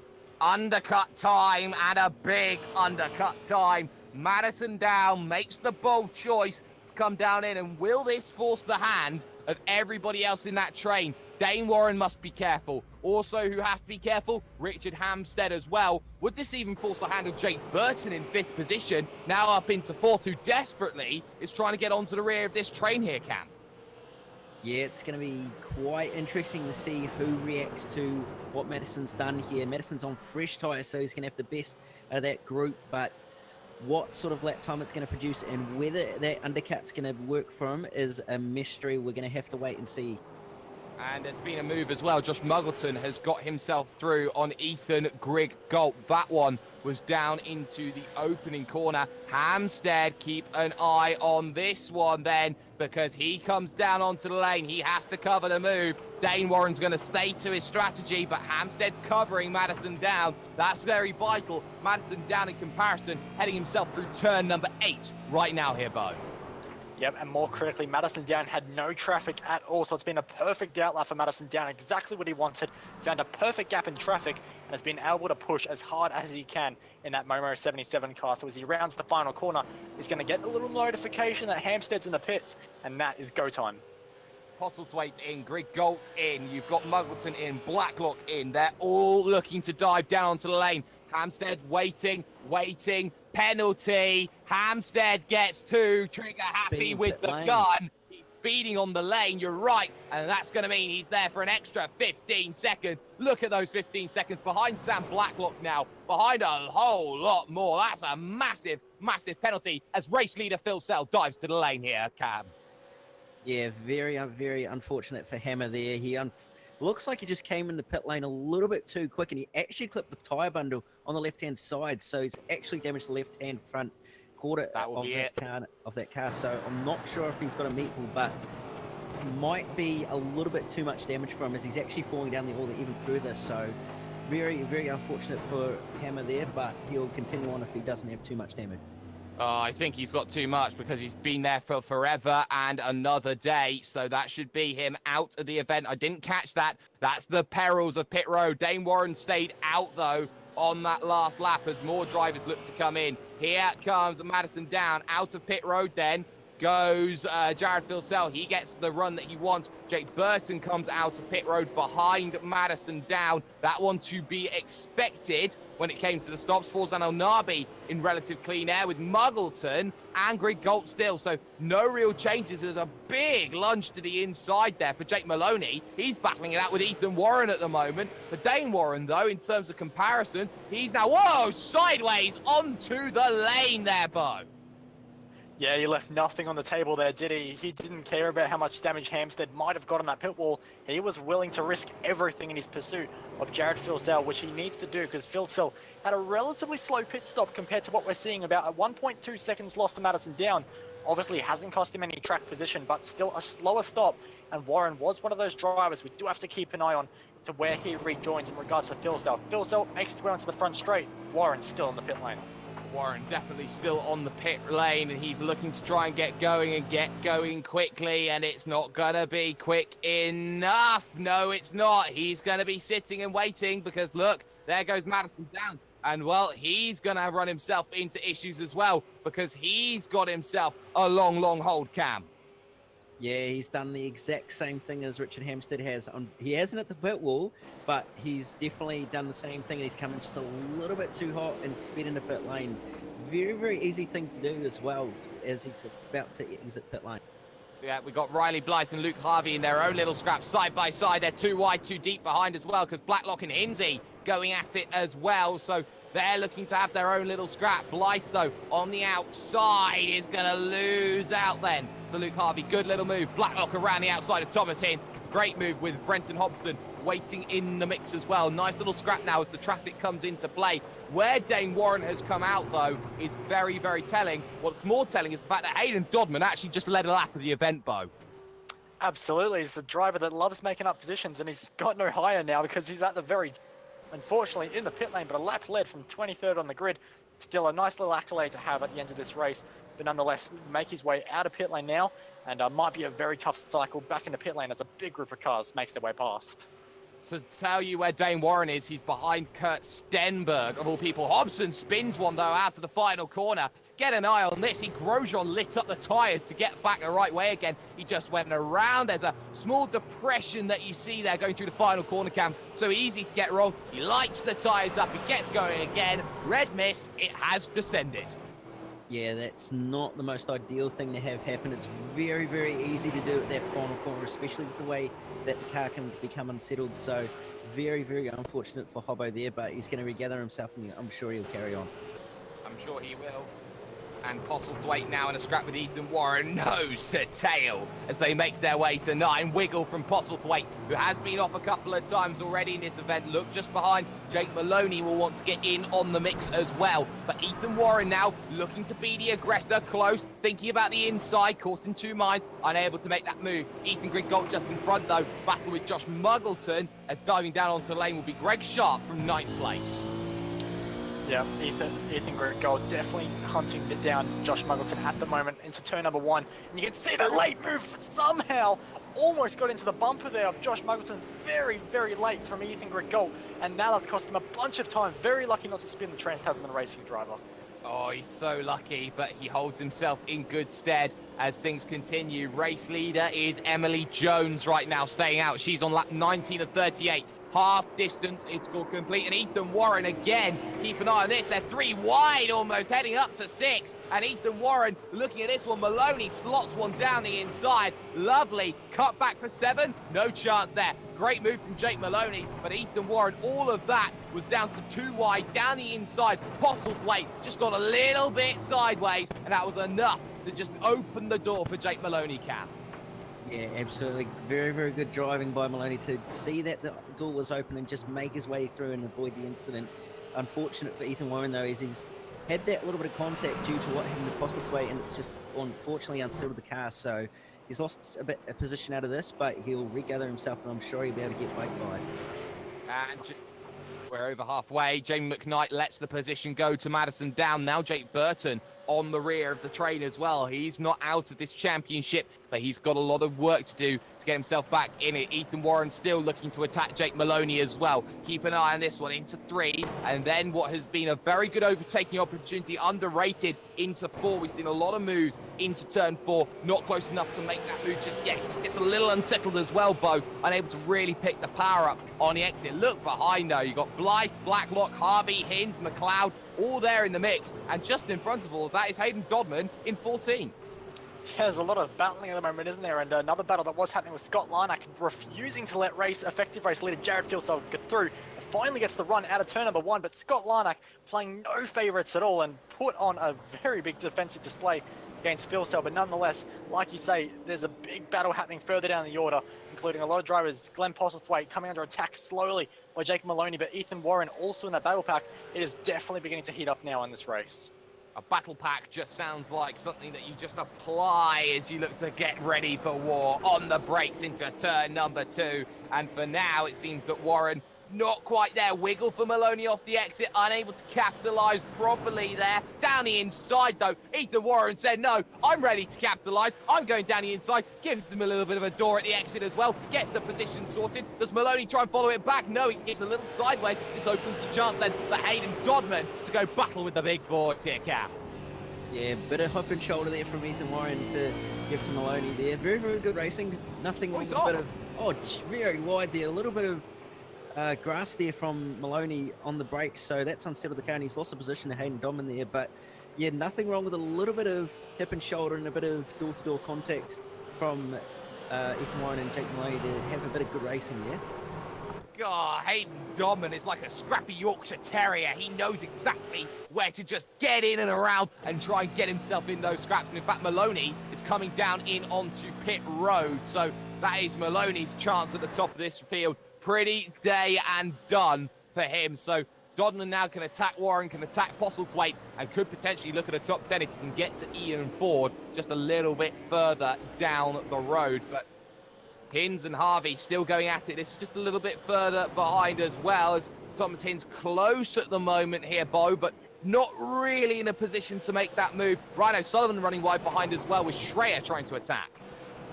Yeah, exactly. There's a lot of little battles slowly happening here at the moment. Harvey and Hinsey, definitely one of them.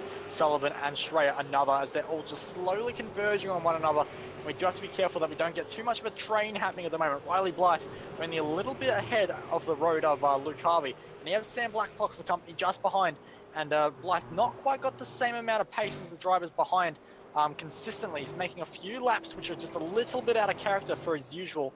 And that's just allowing this group just to close in a little bit as they make their way into the front straight. Blythe so sideways, and that's going to hurt his run all the way down to turn number 1 and 2.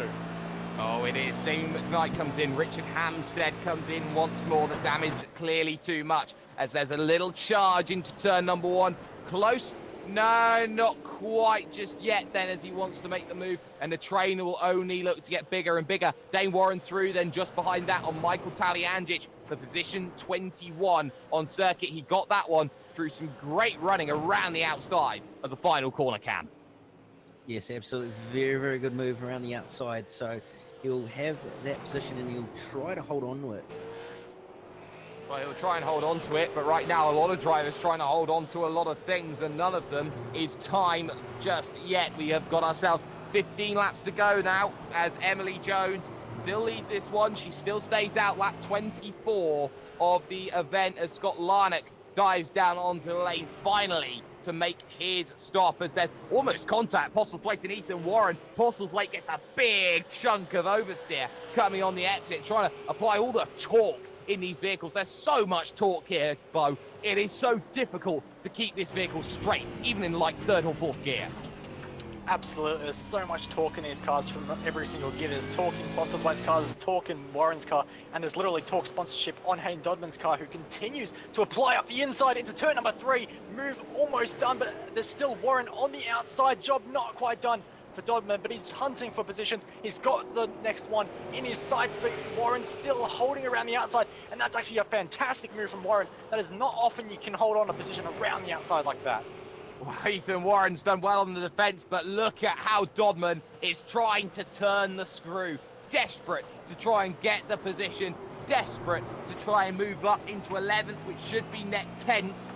Net 9th or so. Scott Larnock definitely behind. Emily Jones will fall behind as well. These are some great points for Hayden Dodman, who is finding a star track and maybe even a driver that may have just caught the eye of a lot of drivers in the paddock. A lot of teams may want to keep an eye on Hayden Dodman, but for now it stays as it is. Run to turn number 1 for these 3, and there's going to be no chance of a move just yet. Cam, no, I stand corrected. Ethan Warren gets caught out at turn 1. Pressure cooker. Hayden Dodman is a man on ice. Yeah, absolutely. Unfortunate moment there for Ethan Warren. That's cost him quite a bit of time, but Hayden Dodman moving out another position into the top 10. So he's a man on a mission at the moment. He's got very, very good tyres as well, remember, because he pitted so late. So he's going to be able to gain a few more positions here, and he could possibly be even be on for a top 5 with the way he's going. And Ethan Warren now heads the train fronted by Sam Blacklock, Blythe, Harvey, Higgins, O'Sullivan, McLeod. You got there Schreier and Dane Warren, who is desperately trying to get through all of this. And if Dane Warren can get through all of this to the top 10, that's going to be helpful. What will be useful, though, here, Bo, is Ethan Warren trying to hold up for Dane, trying to make sure that Dane can just pick off drivers one at a time. Yeah, absolutely. Whoa. Oh, that's Ryan O'Sullivan. Huge, huge accident. As I think he's gone. Completely gone. I think he goes of his own accord as well. That was massive. He just, I don't even know how to explain that. He just has a massive failure. That's a hardware failure there, Cam. There's nothing else you can say that. That goes straight on into the tyre barrier. That is a wicked accident. Yeah, that was an absolutely huge shunt into the tyre barrier. Obviously a hardware failure with him going through the previous corner and then just straight ahead into the tyre bundle. Unfortunately, Dane Warren having nowhere to go, plowing straight into the side of him. So Warren's going to be carrying a bit of damage on that front of that car. Lucky that it actually didn't blow the engine up. So he'll carry on, but he'll have to be limping around and bring this car home. And let's also say, Bo, the fact that let's hope that Ryan O'Sullivan's not going direct drive, because he could have very easily snapped an arm or something. Yeah, it's a very, very risky thing. I don't believe Ryan O'Sullivan does have a direct drive wheel, fortunately, but still a very scary moment nonetheless. So, nonetheless, in comes Emily Jones. It is a shame to see that, though, but right now, Dane Warren, keep an eye on this then. We've got to keep 4 cameras on at exactly the same time. Warren has got himself through a Michael Schreier side by side. Luke Harvey with Thomas Hinz. Hinz just about getting the run. Jones will come out behind all of this, though. That's going to be vital for boys. Big late lunge. Hello, Luke Harvey. Down the inside. Not complete, though. Hinz has the inside for turn number 3. Hinz will look to hold it off here at the 120-degree right-hander. Not forthcoming, because look at that. Around the outside, Harvey gets 1. Around the outside, Harvey tries 2. He's got 2 more corners to hold on around the outside. And guess what? He just gets the power down, not able to let it go. No, there's contact, and there is the shunt that loses Harvey a position. Yeah, hit in the rear quarter panel, and that is day done for that position. Mitch McLeod gets through as easy as you like, and he has to be careful now because Dane Warren is just behind. We know how quick he is. Any impacts that he did have with Ryan O'Sullivan's car, clearly not affecting him too much, but nonetheless, look how quick he is through that section, through the dog leg. Now already trying to set up a run on Luke Harvey, trying to make Luke Harvey's race just 2 laps in a row, a little bit more miserable and losing 1 more spot. Down the inside, he will look at turn number 1, desperate to get positions, and positions he will find as he moves up into position. No, he doesn't. He goes wide. He runs too deep. And there's 2 positions gone. Dane's pushing too hard. This allows a chance for Michael Taliangic to try and get around the outside. And Taliangic, I don't think will. Dane Warren certainly trying. Big slide in front there from Luke Harvey. He's pushing too hard. But Dane Warren fighting too hard, pushing too much. As we also have the battle for second hotting up here, Cam. Yeah, absolutely. Everybody's trying their absolute best in these final 10 laps or so to try and get a position, as many positions as they can, so they can finish and get some solid points in the second race. That battle for second is definitely heading up, and it's going to be something we're going to have to keep an eye on. Yep, Jake Burton versus Madison Down right now. It will be a Trans-Tasman lock. The Tasman lock. Nobody has ever really seen too much of a Tasman lock on the podium. Maybe if a certain Josh Rogers were here, he would definitely have an opportunity to take some chances away. But right now, you can't say too much more about it. Great battling up and down the field. And Harvey has stopped. That is a day done. And look at that. That is out of the final corner as well. A spin, another spin. In fact, I believe there was contact in there as well, Bo.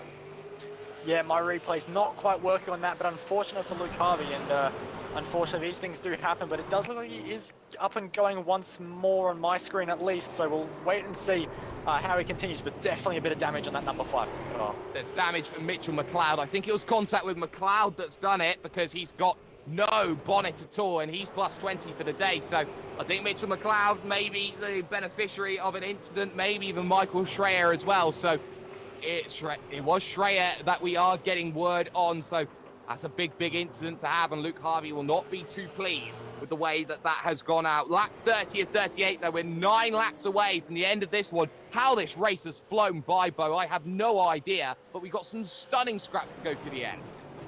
We do as Dane Warren dives to inside of Schreier and picks off another position, so there is another one for Dane Warren continuing his charge through the field, and Michael Taliansic actually getting a very good run as well.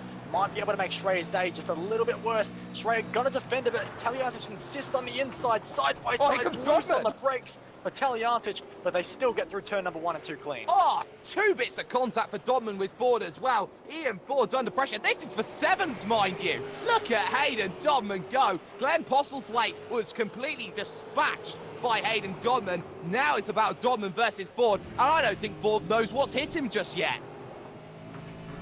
No, he doesn't. Dodman's on an absolute charge with those very, very fresh tyres compared to Ian Ford. Ian Ford's going to have his work cut out for him to try and hold on for Dodman, as Dodman, we have seen, has made some excellent moves all race long and in the previous race. So it's going to be all on for these few positions just outside the top 5.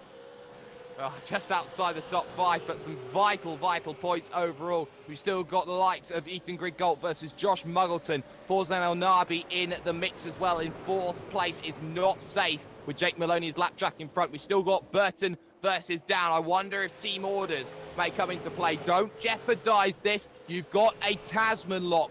Don't throw the Tasman lock away, as Madison Down gets a little tire on the grass there through turn number 6. But he just brushes it off and says, nah, grass isn't for me. I'm still going on this road here, Bo. Absolutely. He's got a lot more experience than to let a little bit of grass on his tyres phase him, and he's going to continue on in 2nd place. But does have to be careful with the threat from Jake Byrne behind. It's going to be interesting to see how these guys play against one another, because they're not only just Trans-Tasman racing drivers, they're Momo drivers as well. They're both wearing the same sponsorship on their cars, so they are direct teammates to one another. The way Burton's driving at the moment, I think this is going to be a race on, and I think this could be a very interesting scrap to who's on the 2nd step of the podium and who takes the bottom step. No team orders at Trans-Tasman Racing. We knew that from Watkins Glen when Burton fought it out with Jared Phil Sell. But for now, keep another eye on Hayden Dodman. He's still there with Ian Ford. forward into turn number 1. Is there going to be more pressure applied? Yes, there is. But look at that. Just runs slightly wide off the exit. Desperate to get the power down. Dodman again, looking for the opportunity into turn 3. This time he's just going to play the waiting game. He's got time here. A little bit of a bump to the rear as well. Hayden Dodman says, come on, Ian. I want to get through here, says Ian. There he does, Cam. Yeah, absolutely. Dodman's trying everything he possibly can to try and get by Ian Ford. He's looking at every corner, every opportunity, and he's even struggling to get the power down because he's that desperate. So if he's not careful, he'll use his tyres up too much, which he does not want to do. Does not want to do that at all, and he knows that Glenn Postlethwaite is waiting just behind as well. But for now, Burton still under pressure. The gap to the leader, 6 seconds as things stands. Ross Rizzo and Kurt Stenberg are lapped traffic as well. They need to be very cautious about how they negotiate them, and they will do before the end of this event. Muggleton still there, and I think Ethan Gold is trying to go through, but here comes Dodman trying the outside, up and under attempt maybe at turn number 2. He gets the nose down to the inside. Ford gives him room, but suddenly, Bo, Dodman's on the outside for 3, desperate to put the power down. He loves the inside. He goes deep on the brakes. Postlethwaite has to follow Ian Ford. Contact, he gives him the door, and there is Hayden Dodman, maybe with suspension damage. Yeah, I don't think so. I think that might have just been the grass, but immediately Warren tries to take advantage with Dodman up and under, easy as you like, position back once again. So very fortunate to not lose one more spot than he did, but nonetheless, that is not what he wanted. Being on the outside there is never a good situation when you have 3 cars that close. Glenn Postlethwaite was always going to put the car underneath, and he's going to get that position as well. But just look at Warren. He wants redemption against Dodman. He doesn't want to be passed. He wants revenge.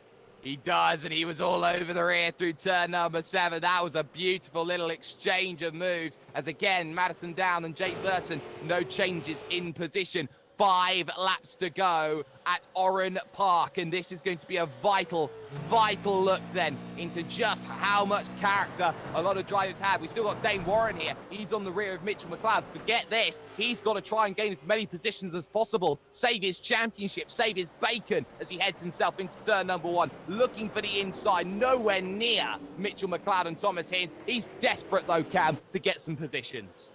Yeah, absolutely. He's had a bit of a shocking race so far. He's unfortunately, with his pit stop, his spotter unfortunately didn't quite do the fuel right for him, so he's had a bit of a shocking pit stop and he's lost out big time because of it. So he's trying everything he possibly can to regain positions that he's lost due to that unfortunate pit stop, as Hobson is apparently around.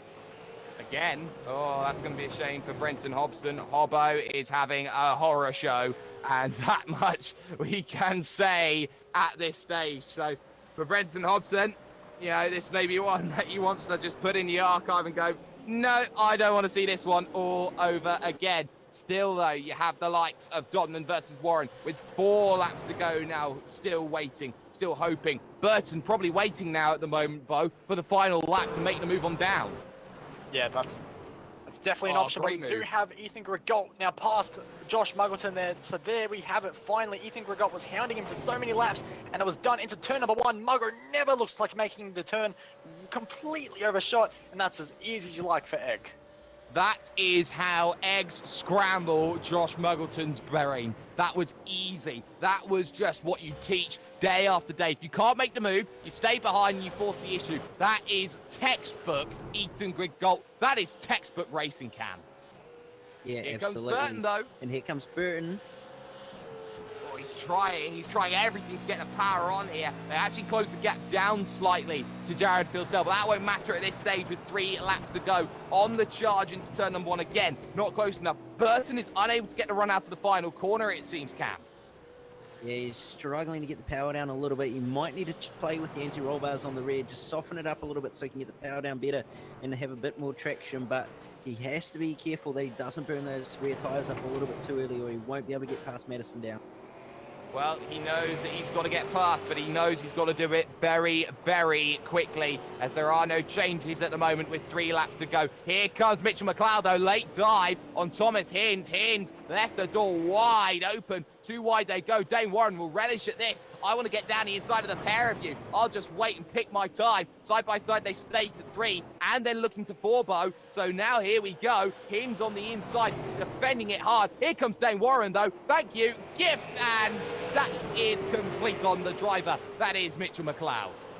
Great teamwork by Thomas Hins there, just to leave Mitch McLeod hanging out to dry on the outside there and allow Dane Warren to slip on through. And I would not be surprised to see Thomas Hins eventually just let Dane Warren to get through as well. So Thomas Hins definitely playing the team card there, helping out his teammate a bunch. And that's definitely another move done for Dane Warren that he would have loved to have got a lot sooner, or never had to have done in the first place if he wasn't put in this position. But nonetheless, making some great moves and making the best out of a bad situation. Lap and a half left to go. Great battle forward. Postlethwaite, Dodman, Warren, all there in a four-car scrap. Blacklock desperately trying to get onto the rear of it, Cam. And right now, Hayden Dodman looks the closest to making a move. Postlethwaite's under pressure. Yeah, he's coming under from immense pressure from Dodman, and Dodman's got those good tyres, as I said earlier, so he'll probably get the move done, and he might be able to do it at, I'd say, turn 1 or even through this section here. So we'll see what happens in the last lap, because it's going to be all on. And speaking of all on, that battle for second between Jake Byrne and Madison Down is going at it now. It is white flag in the air at Oran Park for the second time for Jared Phil Sell. Madison Down under pressure. Burton looking for an opportunity. He's not close enough. Into turn 1, not close enough. Into turn 2, little sideways there slightly from Madison Down. Gets it gathered up together quite nicely as they keep on searching for opportunities. Postlethwaite, though, under pressure. Here comes Bodden, and Burton down the inside, looking for the big dive. Keep an eye on this one. You don't know where to look, as down the inside at 4, Burton gets sideways and loses the chance. That will be the position done. Going back to Hayden Dodman, and off goes Glenn Postlethwaite in the final lap. So he got no contact. Pressure again telling from Hayden Dodman, who clearly has an oil slick at the front of his machine, but keep no appearances on that. It's been a quiet second race. It's been a dominant second race, but it has been the second race. And once again, Jared Philsell sweeps a sprint feature sort of style race. Jared Philsell is dominant again, Oran Park. Invincible, it seems. Second to Madison Down, third for Burton, and Muggleton desperately trying to find a way past Ethan Griggold. Griggold runs out of road. I think he runs out of fuel as well, and that is Muggleton stealing a vital position away for Griggold in the championship, Bo. Absolutely, last minute change of position there. That's going to be a heartbreak for Ethan Griggold, but not enough fuel is always an issue as the final few drivers make their way across the line. A few good battles. Hinsey just about going to hold off Dane Warren, so it doesn't look like there's going to be any team orders there, which is nice to see from ASM as the last few cars making their way through. As Brenton Hobson comes under pressure from Scott Zaslowski and nose up the inside. Can't do anything with it though. And no, Zaslowski! That's a big moment, and could that potentially open the door for Harvey? It's going to be a drag race, but not enough meters left on the road. Not enough. It's a short run to the start-finish line. What a great race we've had. Driver of the day. My driver of the day is Hayden Dodman. I don't know about anybody else, but classified results. Get them up on your screen. That was a beautiful second race. Jared Philsell takes the win by 5.5 seconds, with Madison Down coming home in second. Jake Burton making it a Tasman lock for the podium. Fauzan Al-Nabi comes home fourth. Quiet race, a little bit of contact early on from him. Josh Muggleton stealing one from Griggold in fifth position. Griggold sixth. Not ideal, running out of fuel over the line. Ian Ford finishes seventh ahead of Hayden Dodman, who just looked absolutely heroic through that race all day long. Ethan Warren finishes ninth, and Sam Blacklock rounds out the top 10. Glenn Postlethwaite will bring it home in P number 11 with Riley Blythe for company in P number 12. Thomas Hins did hold off his teammate for P number 13 with Warren on a horrible race in the end, with that horrific pit stop does bring it home in 14th. An okay recovery drive with Mitch McLeod in P number 15. Emily Jones led a lot of laps in this race with an alternate strategy, but it didn't quite pay off in the end, and she comes home in P16 with Michael Schreier, Michael Talianis. Brenton Hobson were out a very cursed race, and Scott Zaslowski ran out the top 20. In 21st, just outside the top 20, we have Luke Harvey, followed by Joe Birkin in 22nd. 23rd and 24th will be Matt Morris and Chris Coxhead. Scott Larnack will take 25th alongside his ERT teammate Jack Blackhall in 26th. 27th will go to Jamie McKnight, followed by our Split 2 winner Darren Lord in 28th. 29th will go to Greg Sharp, and rounding out the top 30 is Chris Robertson. Oh, yes, it is. As the drivers one lap down continue, Bruce Kiley, Ross Rizzo, running into issues in this event. Kurt Stenberg struggled, Jake Maloney struggled, Ryan O'Sullivan had a wicked incident with a hardware failure. The steering went, and so did his vehicle. Richard Hamstead ran into troubles. He's out of the event, as was Michael Cracknell, Dean O'Brien, Brett Loxton, and Christian Hinton as well. Damien Moore failed to make it to the start, but wow, what a race. We're going to step aside very, very briefly here on V8s Online, and we are going to talk to you in a little bit with the post-race show here in just 1 moment's time.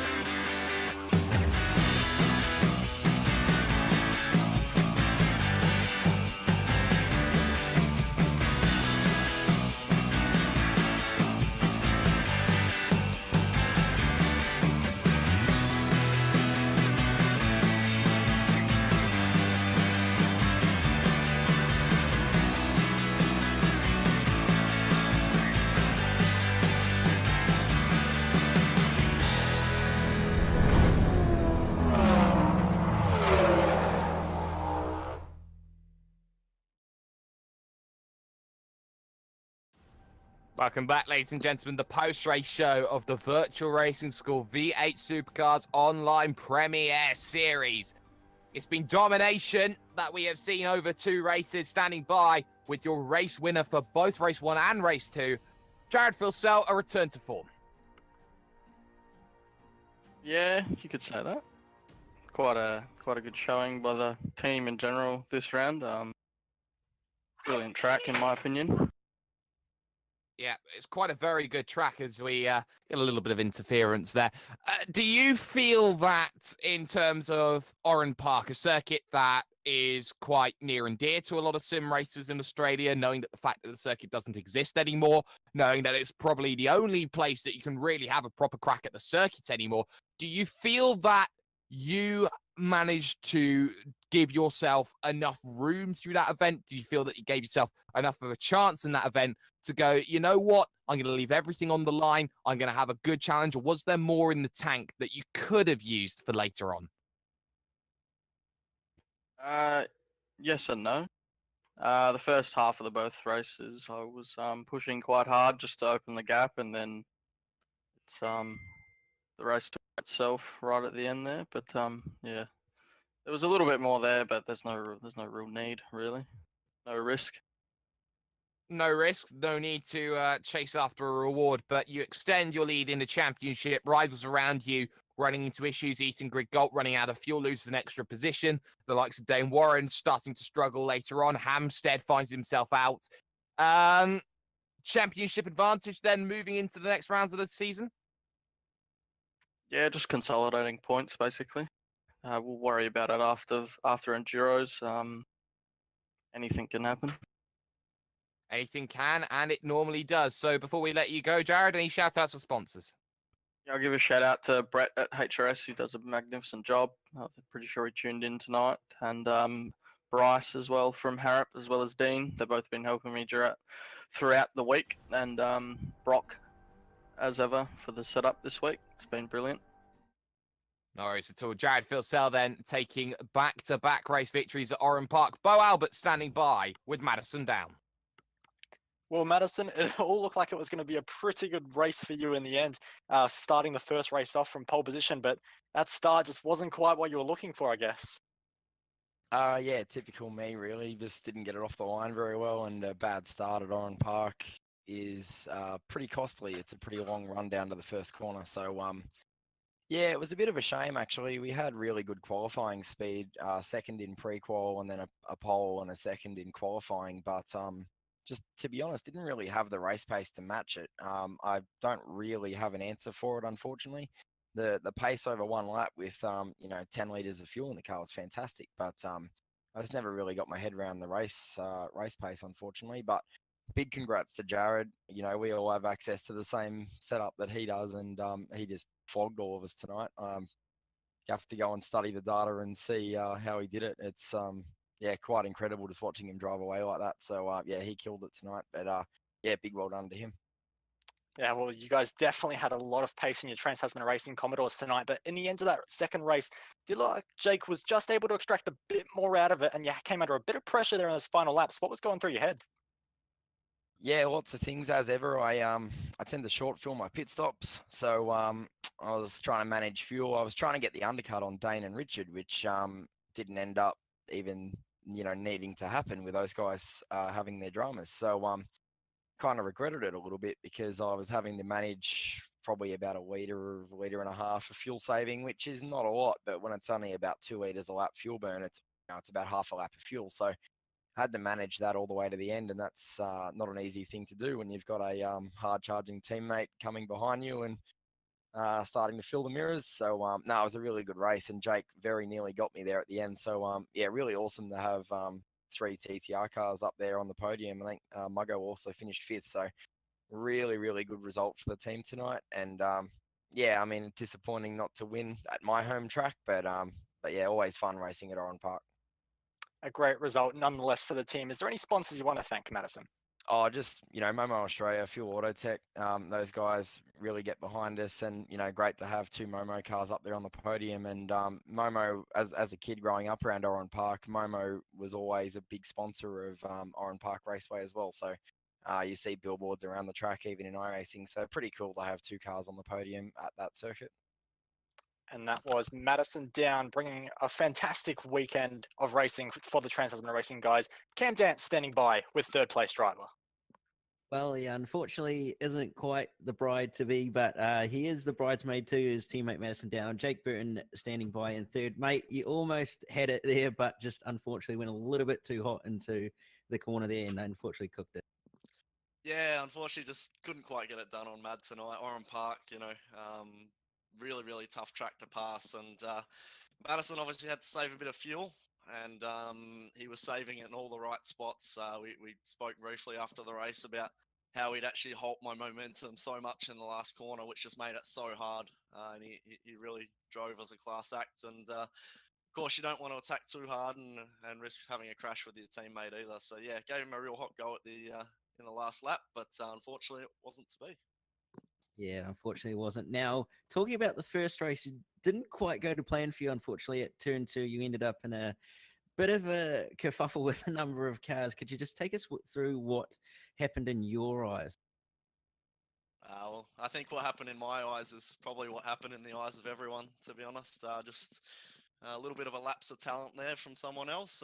That's unfortunately what happens when you get a shocking start like I did, and I backed it up with a absolute beautiful clutch kick in the second race and dropped about 4 places before I'd even got to turn 1. So that wasn't too good, but kind of hurt my night, not only because of the result, but in race 2, I actually had no idea how much pace I had.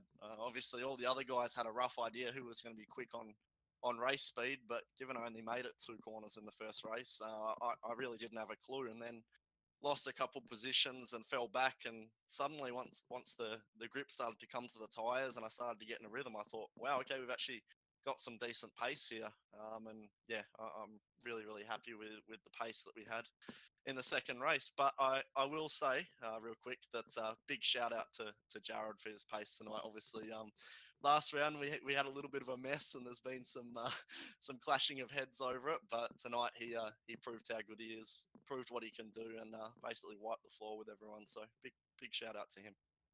Yeah, absolutely. Jared drove a very good race, and so did all 3 of you, in fact. So very well done to you. And do you have anybody you would like to throw a shout out to? Just same as Mad. Big thanks to the Momo Fuel Auto Tech guys. I think it's actually about the 3rd or 4th last corner, that left-hander and the little bit of a dip, there's actually a Fuel Auto Tech Momo sign by the side of the track, which is really, really cool. So big supporters of Australian motorsport as well as us.